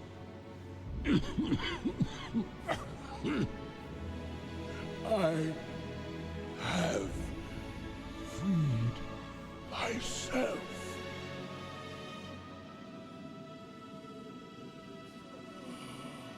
No, old friend. You freed us all.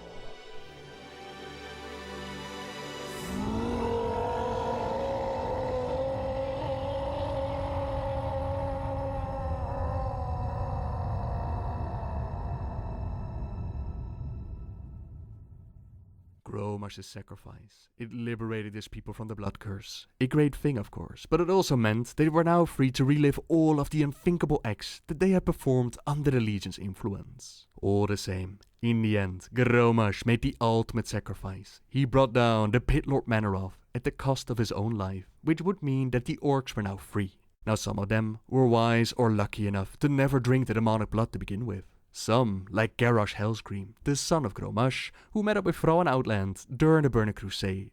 Back then, he was still living in the shadow of his father. He was fully aware of the horrible choices Gromash had made. He had been the first to drink, and the effects of the demons on their race, they were clear for everyone to see. But when Thrall told him the rest of their story, their encounter with Manaroth, the liberation of their people, a small seed of pride started to grow within Garrosh. He was a Hellscream, and he decided to join the war chief of the Horde on Azeroth. Time passed on, and eventually, Garrus himself became War Chief of the Horde, not agreeing with Thrall's visions. In his mind, the Horde should not have to beg or plead with the Alliance to get what they wanted, what they needed. In his mind, they should conquer and dominate. Eventually, the War Chief pushed forward with his plans, and he set his eyes on a prime target, Theramore, led by Lady Jaina Proudmoore. Although over the years, she had worked very hard on negotiating peace between the Alliance and the Horde, had even helped with saving his father's soul, it was undeniably a prime target to take out to cut off the Alliance entry into their lands. The Horde forces gather for battle, while in Theramore we read about Jaina taking on a new apprentice. At the request of Ronin, Kindy Sparkshine was the best that the Kirator had to offer. It would be quite a challenge, even for someone like Jaina. Although she was merely 22, no more than a teenager for her kind, she quickly proved to be an excellent apprentice. Perky, hard-working, and inquisitive of nature, Christy Golden has a knack of creating characters that quickly pull at your heartstrings.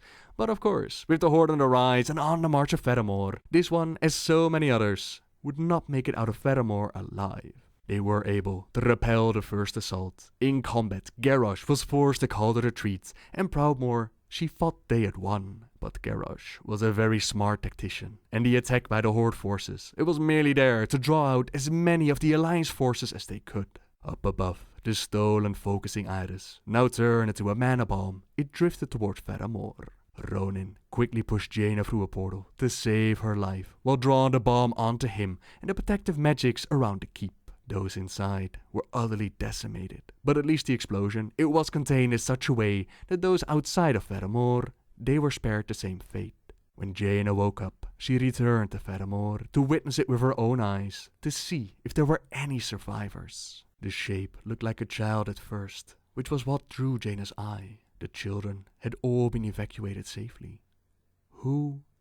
And then she knew. Jaina stood, barely breathing, wanted to look away but unable to.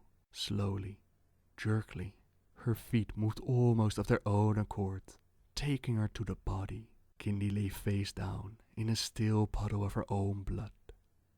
The crimson stain had tainted her pink hair, matting it, and Jaina realized she wanted to plop Kindy into a hot bath and help her scrub herself clean, get her a fresh new robe. She fell to her knees and placed a hand on the girl's shoulder to turn her over.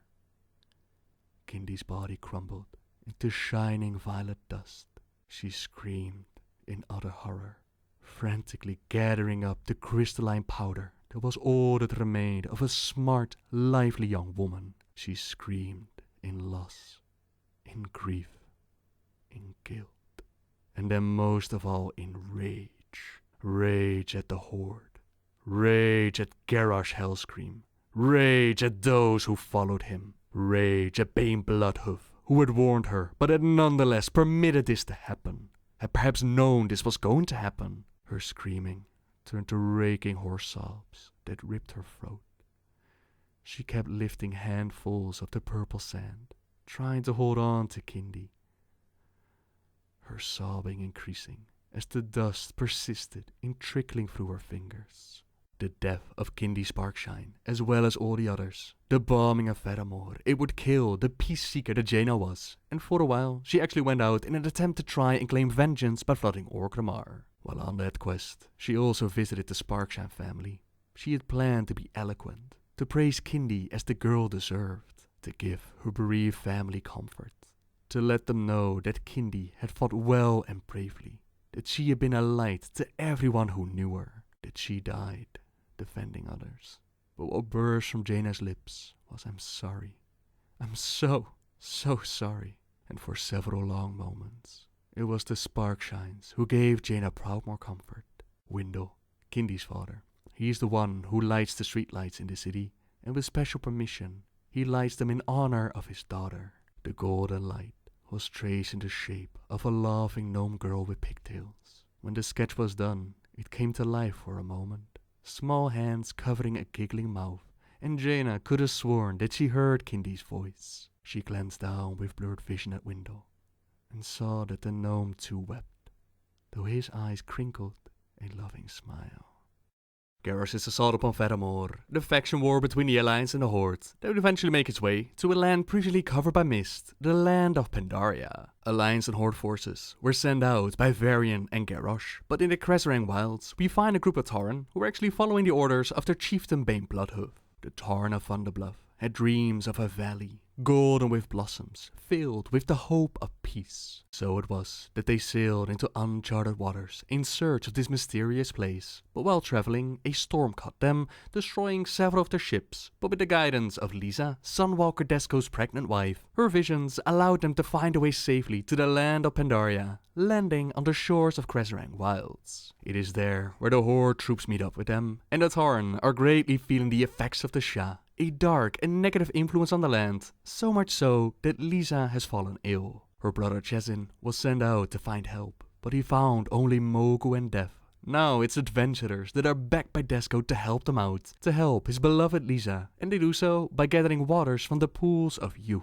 The stories say that these waters have the powers to extend someone's life, but on the Alliance side, we actually uncover that these are merely stories. The water does not extend or make new life. It merely transferred it from one to another. Unaware of this, we bring the waters to Lisa, just in time to see her go into labor.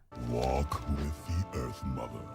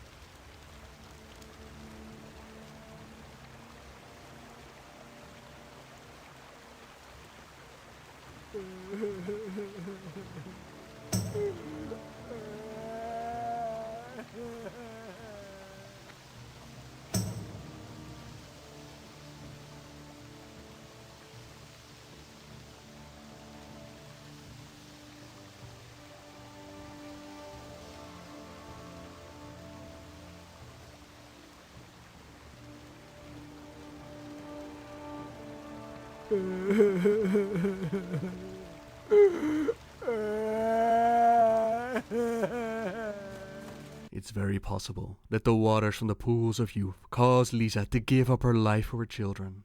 Desko grieves for his beloved, yet he also finds himself alone with the responsibility of taking care of his two newborn sons, temporarily named Redhorn and Cloudhoof. This tragic story would not end with his wife dying in labor. The Golden Lotus of Pandaria, they're looking for a new member, and they have a ritual to decide who is destined to join them. The Red Crane Chi-Ji himself informs them that it was Desko's children who were destined to join them, but he had not expected it to be twins, and they only needed one. Desko would have a choice on who to leave behind, who it would be to step up and follow the path that the mother had seen for them in her visions. But Desko could not. He could not say goodbye to one of his children, not after just losing their mother. He refuses to choose at all, and he sets out to leave the Vale to keep his children safe. Members of the Golden Lotus, they eventually catch up to him, but they don't force him to make his choice. His children are connected to the Order now, and it was their mother's visions that had brought them here. But this wasn't what Desko had expected. They came here looking for peace, not to lose everything that he had, and in his mind, the safest place for his children, that was to be right at his side. If the Golden Lotus really wants to follow them, so be it. But that night, they come under attack. Quillen and Mogu. A fierce battle in which the paladin, he desperately tries to keep his children safe, like his wife had begged him to do. Sadly, Redhoof was hit by a poison blade, while Cloudhoof, Desko hadn't even noticed when he'd been crushed in battle. Despair swept over him. wondering if he had been the one that had crushed his poor boy. But the Golden Lotus told him to focus, that there was still hope for one of them. At the pools of hope, the poisoned cup was placed in the water. At first, nothing happened, but then the great red crane appeared and healed its wounds. Desco, hugging his son tightly, asked the Celestial if there was anything that he could do for his other son. Before he was finished speaking, the red crane had already disappeared. Afterwards, Desco willingly decides to leave his son behind with the Golden Lotus, to no longer run away from their destiny. Redhoof would always be his son, and he could visit him in the Vale, but such a thing was no longer possible for Cloudhoof. Desco sat down to rest before beginning the funeral. It was still dark out, but the dawn would come soon. He could feel it. The when didn't concern him any longer. "We're home," Desco said out loud. He held Cloudhoof in his lap and stroked the child's mane. He turned to face east, knowing it was only a matter of time before the Genia appeared.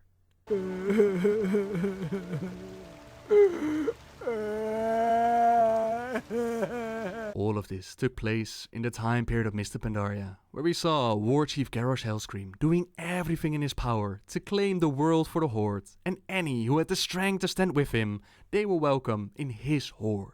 But some amongst his faction do not believe that this is what the Horde is about.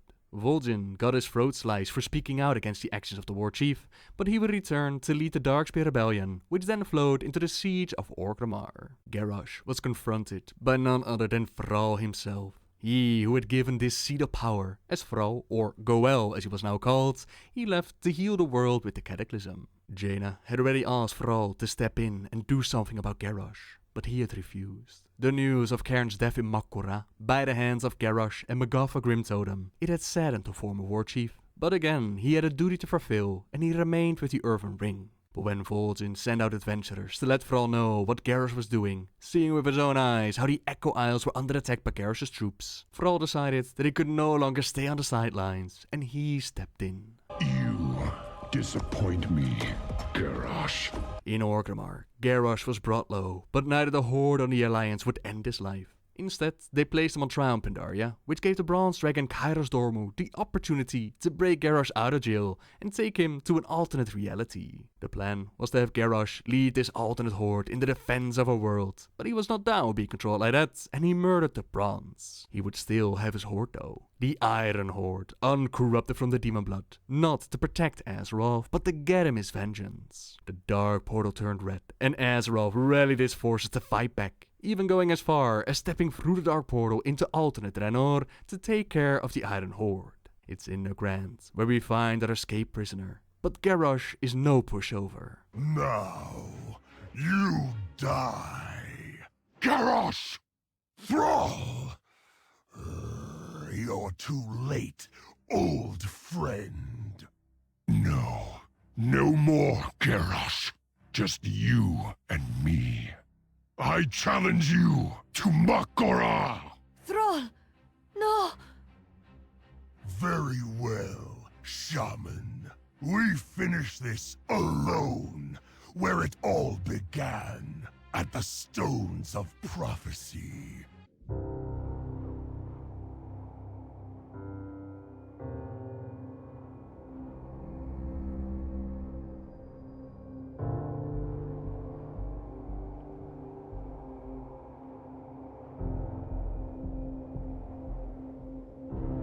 Must answer for your crimes, Garrosh.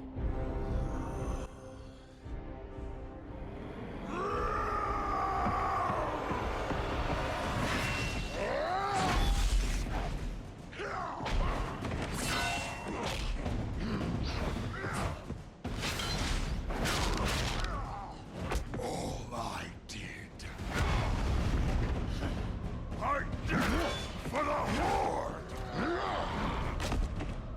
You failed the Horde!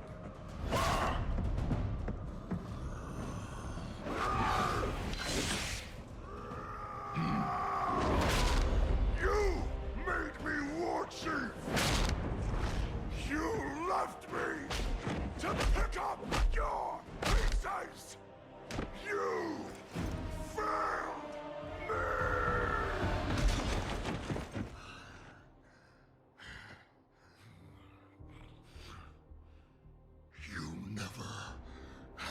strength of a true warrior. I do not rely on strength alone, Garrosh. My power is all around you.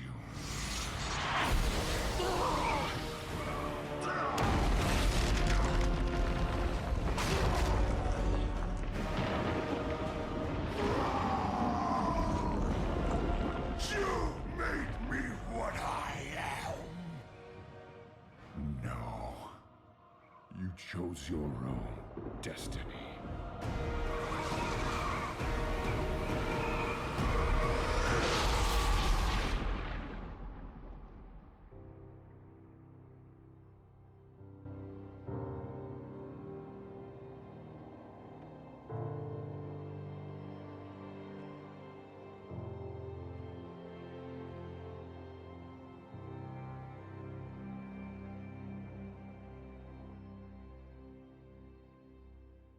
There were many who told Frau that Garrosh wasn't ready to be war chief yet. Even Garrosh himself had his doubts, but Frau had faith in the son of Gromash and left him in charge. In countless potential timelines, he was seen as a great hero to his people. Some even called him the Horde's greatest war chief. What we saw was one of his worst possible incarnations. A waste. Now there are many different opinions on why exactly Garrosh turned out the way that he did. But that's not the only reason why this story is so sad. It's not just the waste of Garrosh's potential, it's also the effects on Frau. He feels responsible, and despite the questline being called "And Justice for Frau," the former war chief never wanted any of this to happen. He did what he had to do, and he cleaned up the mess partially of his own making. And this would affect him so deeply that he even lost his ability to properly communicate with the elements. Time will tell if he will ever be able to forgive himself. But the conclusion of the Frau and Garrosh story arc, going back as far as the days of reforming the Horde with Gromash and facing Manoroth together, it's sad, but also beautiful. With Garrosh being kicked out of the mantle of War Chief, a new one was needed to lead the Horde, and it was Vol'jin of the Darkspear tribe that stepped up. On the broken shore, the demons found their mark, and he died to their poison. This time, the spirits whispered the name, and the title of War Chief, it was passed on to the Banshee Queen, Sylvanas Windrunner. In order to secure peace for the Horde, she decided that the time had come to wipe out their enemy, the Alliance, once and for all. Together with Saurfang, they made their plans in secret. They would capture the World Tree Teldrassil to splinter the unity amongst the Alliance. They would seek vengeance, of course, but the Horde would have citizens hostage. The Alliance would not dare to strike at the Undercity for fear of their people. It would take them years to muster a fleet to even attempt to do so. There would be infighting amongst their ranks, and if the Alliance does not march as one, each nation would act in its own interests. Each army would return home to protect their lands from the Horde. One single victory would cripple the Alliance for years and destroy them from within. Then they could work to strike peace with the individual nations and carve them away from the Alliance, piece by piece. Now, the Night Elf leaders, Malfurion and Tyrande, they were of course powerful and worthy targets to take out. During the campaign, we saw the Banshee Queen face off against the Archdruid, with Saurfang landing a dishonorable blow in his back. Despite having her prey right in front of her, ready for the kill, the Banshee Queen decided to let Saurfang finish the job, a choice that she would definitely come to regret, as it went against the old soldier's honor. He would not do it. This was not the way, so when he returned to the war chief without Malfurion's head, she came up with a different idea. This conquest of Darnassus, it would rattle the Kaldorei people. They would grieve for their lost, fear for their imprisoned, and tremble at the thought of the Horde ransacking their homes. But they would not fall to despair.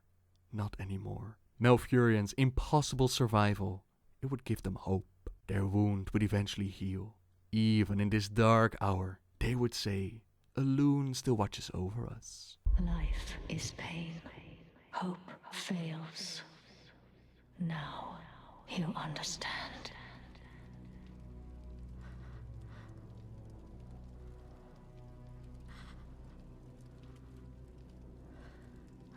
Don't grieve. You'll soon join your loved ones. I grieve for you. You've made life your enemy. And that is a war you'll never win. You can kill us. But But you cannot kill hope. Can't I?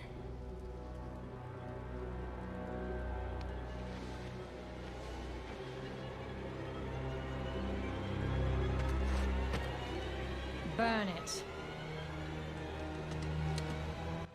Burn it!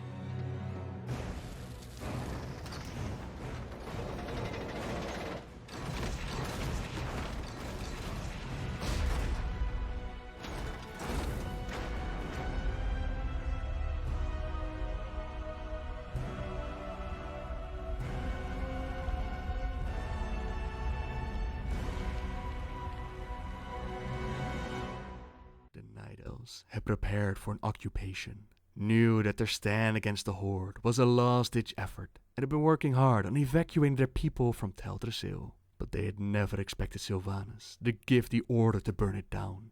Not even adventurers were able to save everyone, with Mia Greymane being the last to be saved by her husband Gen. Could he possibly do more? These people were his friends, and they were facing the worst death he could imagine. The Great Tree, home to thousands, had been set aflame. They would all be burned alive, knowing that all was lost. Even as he scooped Mia into his arms, Gen paused. Running away had never sat well with him. "We will not leave them," Astari said, gesturing to the other Night Elves. Gen realized she understood his conflict. The time for rescue, like sands in an hourglass, had run out. She meant that someone would be with the dying, to help them in their last minutes. Gruffly, not knowing what else to say or do, Gen said, "Alune be with you," cradling his beloved wife and the final, tiny Night Elf refugee. Gen Greymane stepped through the last portal. They named it Vinel, the last, for the child would be the last Kaldorite to escape with its life. The priestesses knew what to do. Astari extended her arms to a mother and her young son, who were among the last to enter the temple. "Do not be afraid," she said to the boy, who was mute and trembling. "Come here." With one arm around the mother and the other around her boy, Astari sang to the soaked earth, the last free priestess of Alune in Teldrassil. They prayed. They did not ask for healing or for rescue. They simply asked for mercy, and their goddess heard them as Astari began to sing.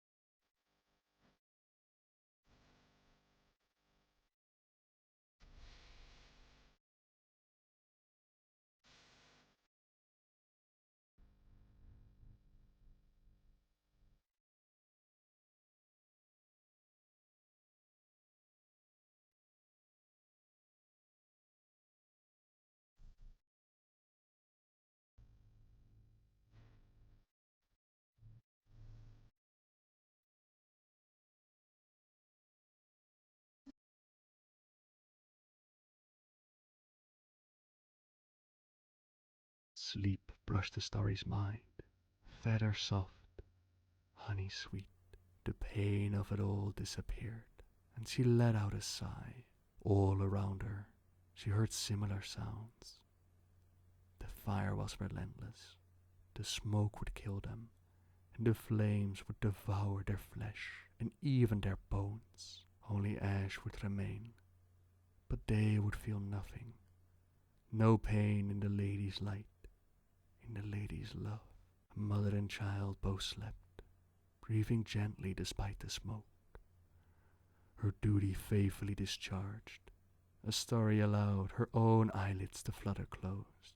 There will be justice one day, but eyes other than ours will behold it. The last thing she heard was a cracking sound, as she slipped into slumber. The burning of Teldrassil was definitely not what Saurfang had signed up for, had not been part of their plan, but it had happened all the same. Too many.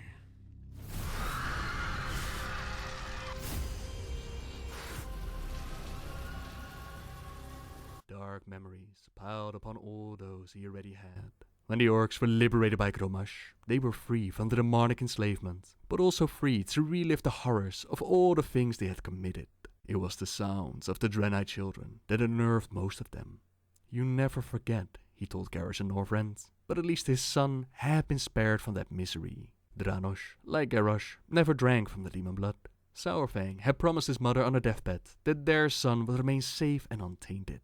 Before he crossed the dark portal, he had the elders hide Dranosh away so that the orcish warlocks would not find him. So when the dark portal reopened and Thrall met up with Garrosh, father and son also reunited, and Dranosh, he would have the honor of leading their Korkron vanguard into battle at the Wrathgate. But the Lich King is no pushover, and when Dranosh charged into battle, Frostmourne shattered his weapon and claimed his soul. Many more would die that day, as Putris unleashed the plague upon the living and the dead. Harvest the Lich King was forced to retreat, but in his possession now was the soul of Dranosh. The warlocks would not have him, but the Lich King had taken him, twisted and turned into a loyal servant. He was now a Death Knight. Join me, Father.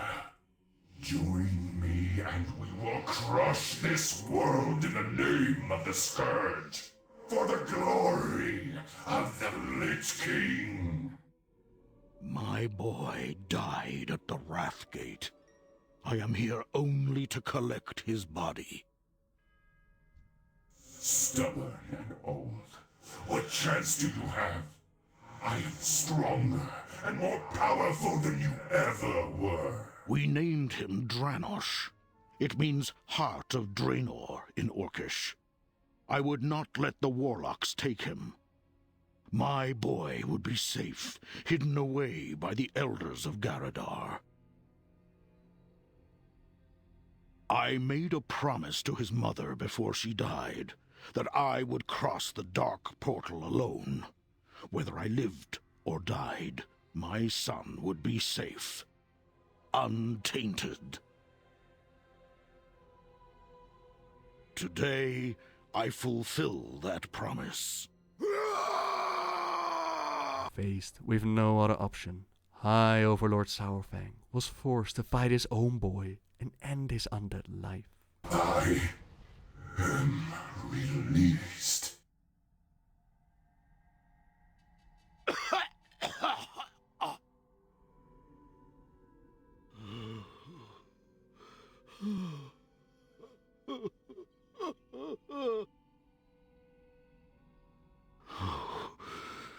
You will have a proper ceremony in Nagrand, next to the pyres of your mother and ancestors.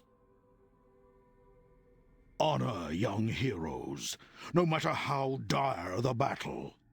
Never forsake it. A lesson that Garrosh once held close to his heart, but he forgot somewhere along the way. A lesson that Sylvanas never learned, as honor means little to the dead. It does mean a lot to Saurfang though, and after the burning of Teldrassil, he realized what he had done, what he had helped to accomplish. Broken, he was ready to find his warrior's death in combat by facing the Alliance all on his own. I said go back! Live another day. Go back to your father. I can't. He's dead. The Horde. It's all we have. So, you know me. Is that it? What I've seen? What I've done?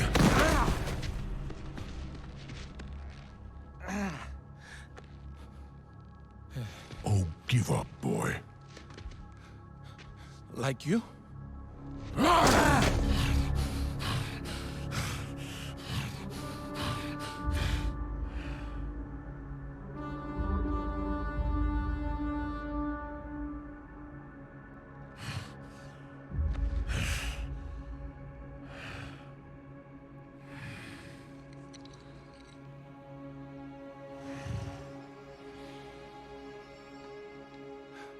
Live another day.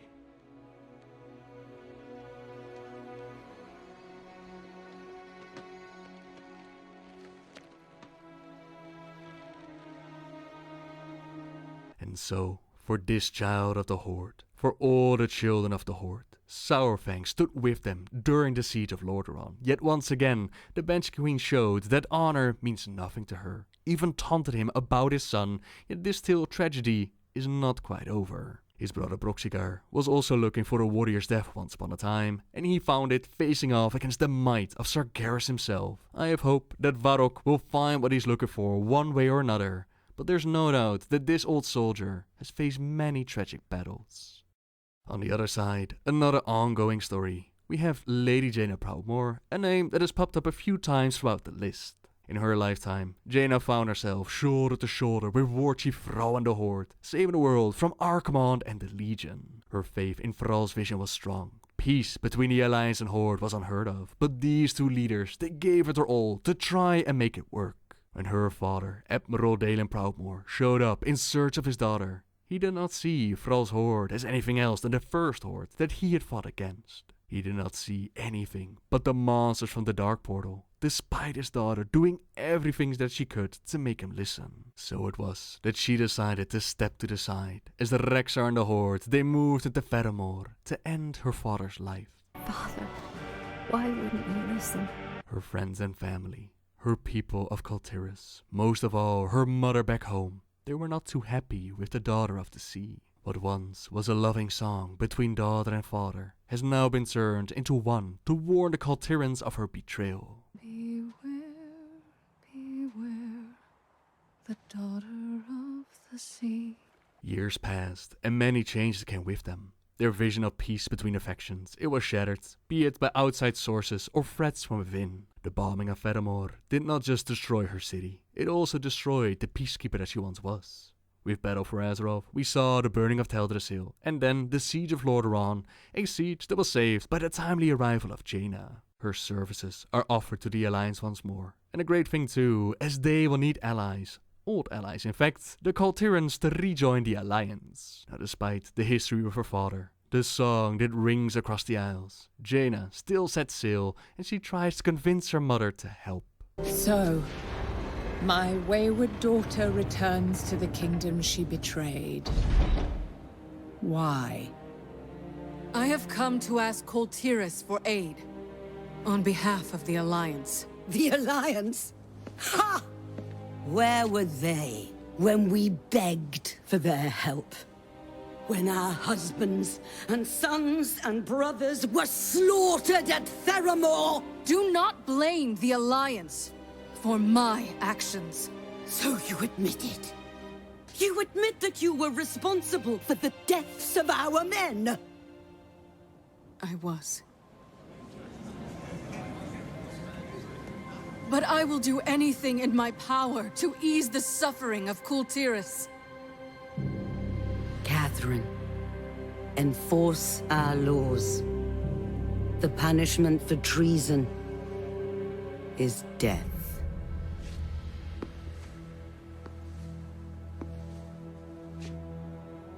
Do you accept the judgment of your homeland? I accept your judgment, Mother.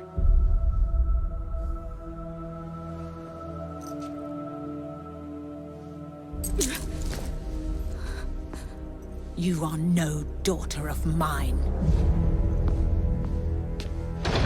Do what you will. She is nothing to me.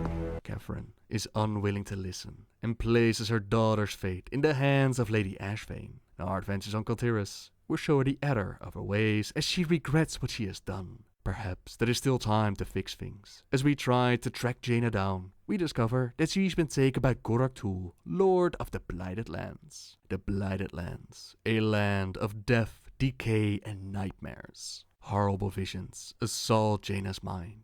Visions of the past, mistakes that still torment her to this very day. Not exactly a stroll in the park, but if this is what Catherine must endure to right what she has wronged, then she will cross that threshold gladly, and of course, we join her. We see Jaina being tormented with the images of Theramore's destruction, stopping Varian from ending the Horde at the battle for the Undercity, and her choices with the Divine Bell in Mista Pandaria. Her mother tries to reach her, tries to save her, until we encounter the image of Jaina's father. You stood and watched as those animals cut me down.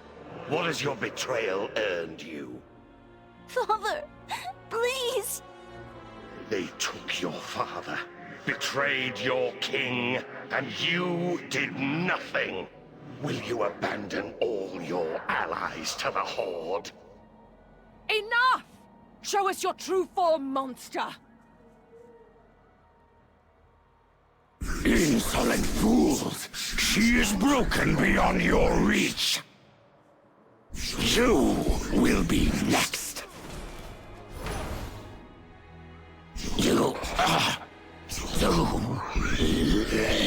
Jaina, is it really you? There you are.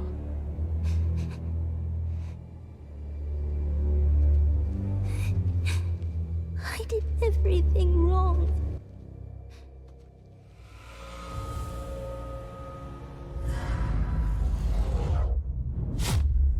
We're too late. This entire city must be purged. Jaina? I'm sorry, Arthas. I can't watch you do this. I should have stopped him. Never would have turned. He'd still be alive. You have always been naive, my daughter. Dalen. I won't let you do it, Father! I should have tried harder. You don't understand! I understand more than you suspect, my dear. I wasn't strong enough. Perhaps in time, you will too. Seize them all! I should have made him listen. Father, no! Forgive me.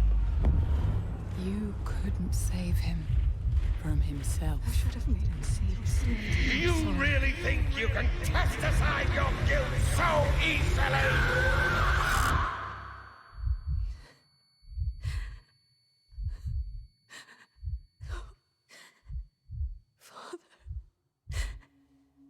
Why wouldn't you listen? Catherine, enforce our laws. The punishment for treason is death.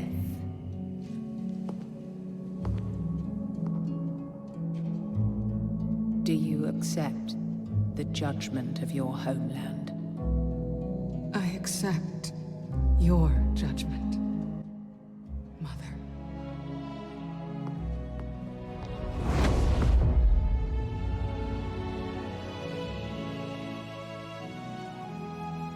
My daughter. Forgive me. Forgive your father. And forgive yourself. Come topside, sweetheart.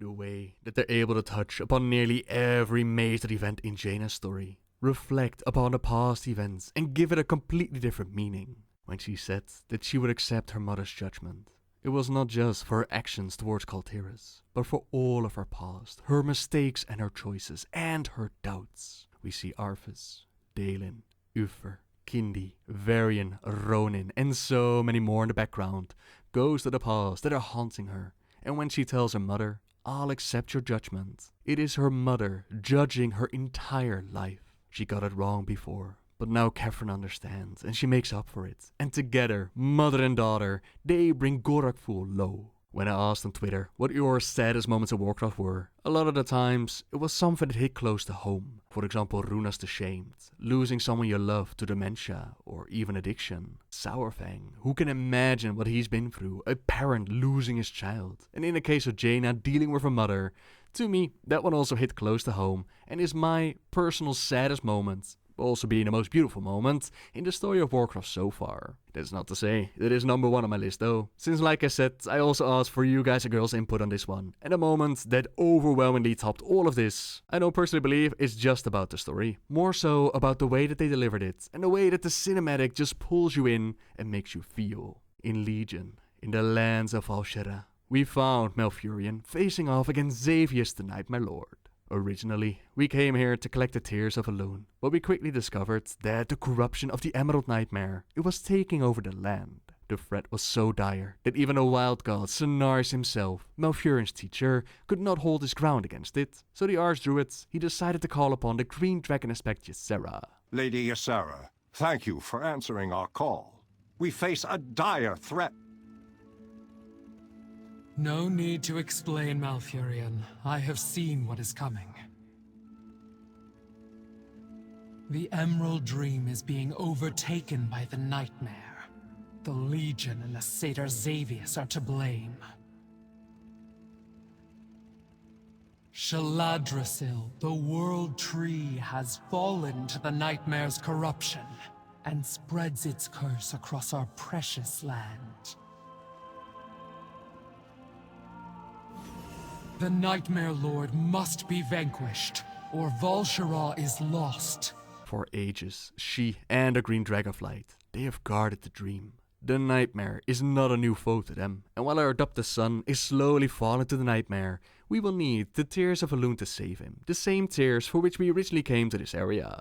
At the Temple of Elune, we're allowed to pick them up, but Xavius is one step ahead of us. Foolish mortal! The Tears of Elune are mine now. If Malfurion wants them back so badly, he can seek me out. I'll be waiting. Xavius has already claimed the tears, so we must return to the grove with empty hands, where Cenarius finally gives in.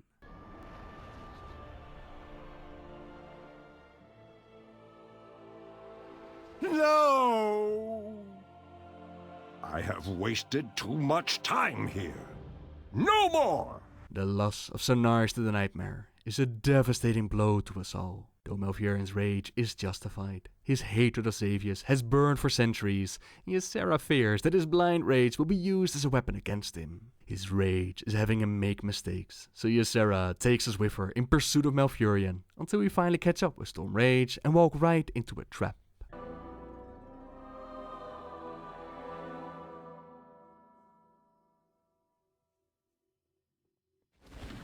Ah, the Mother of Dreams has arrived at last.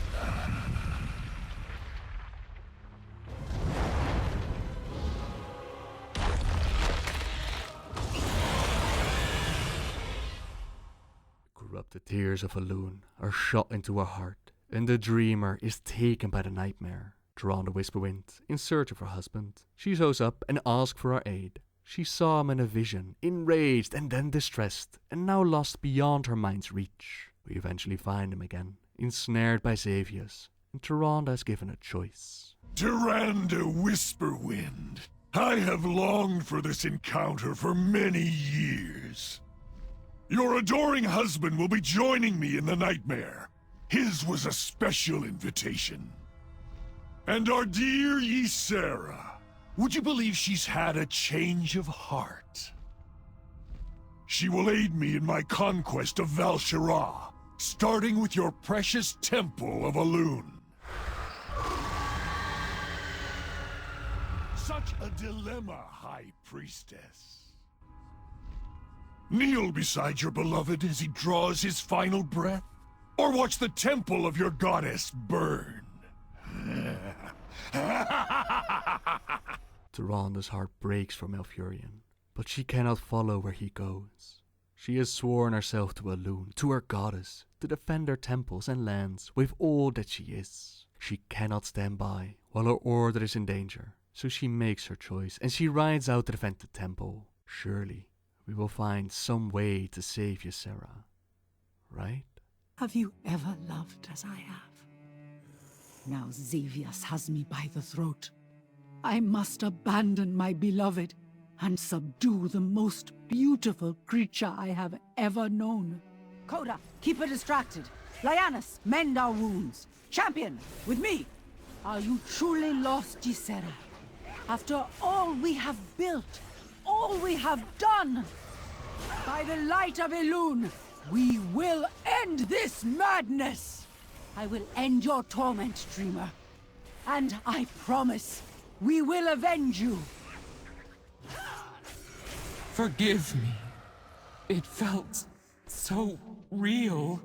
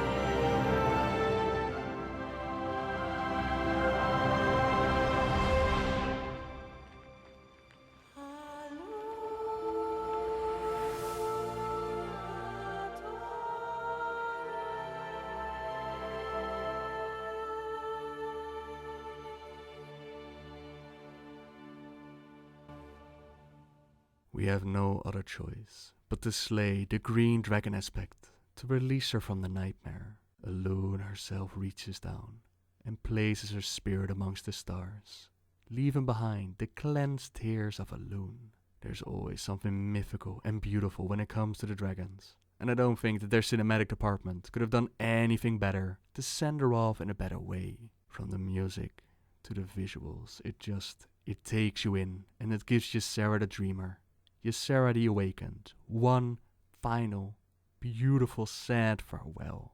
And that will have to conclude my top 10 saddest moments in Warcraft. But I've seen so many more beautiful suggestions that the honorable mention section, it would just be another video. Perhaps we will do something like that in the future.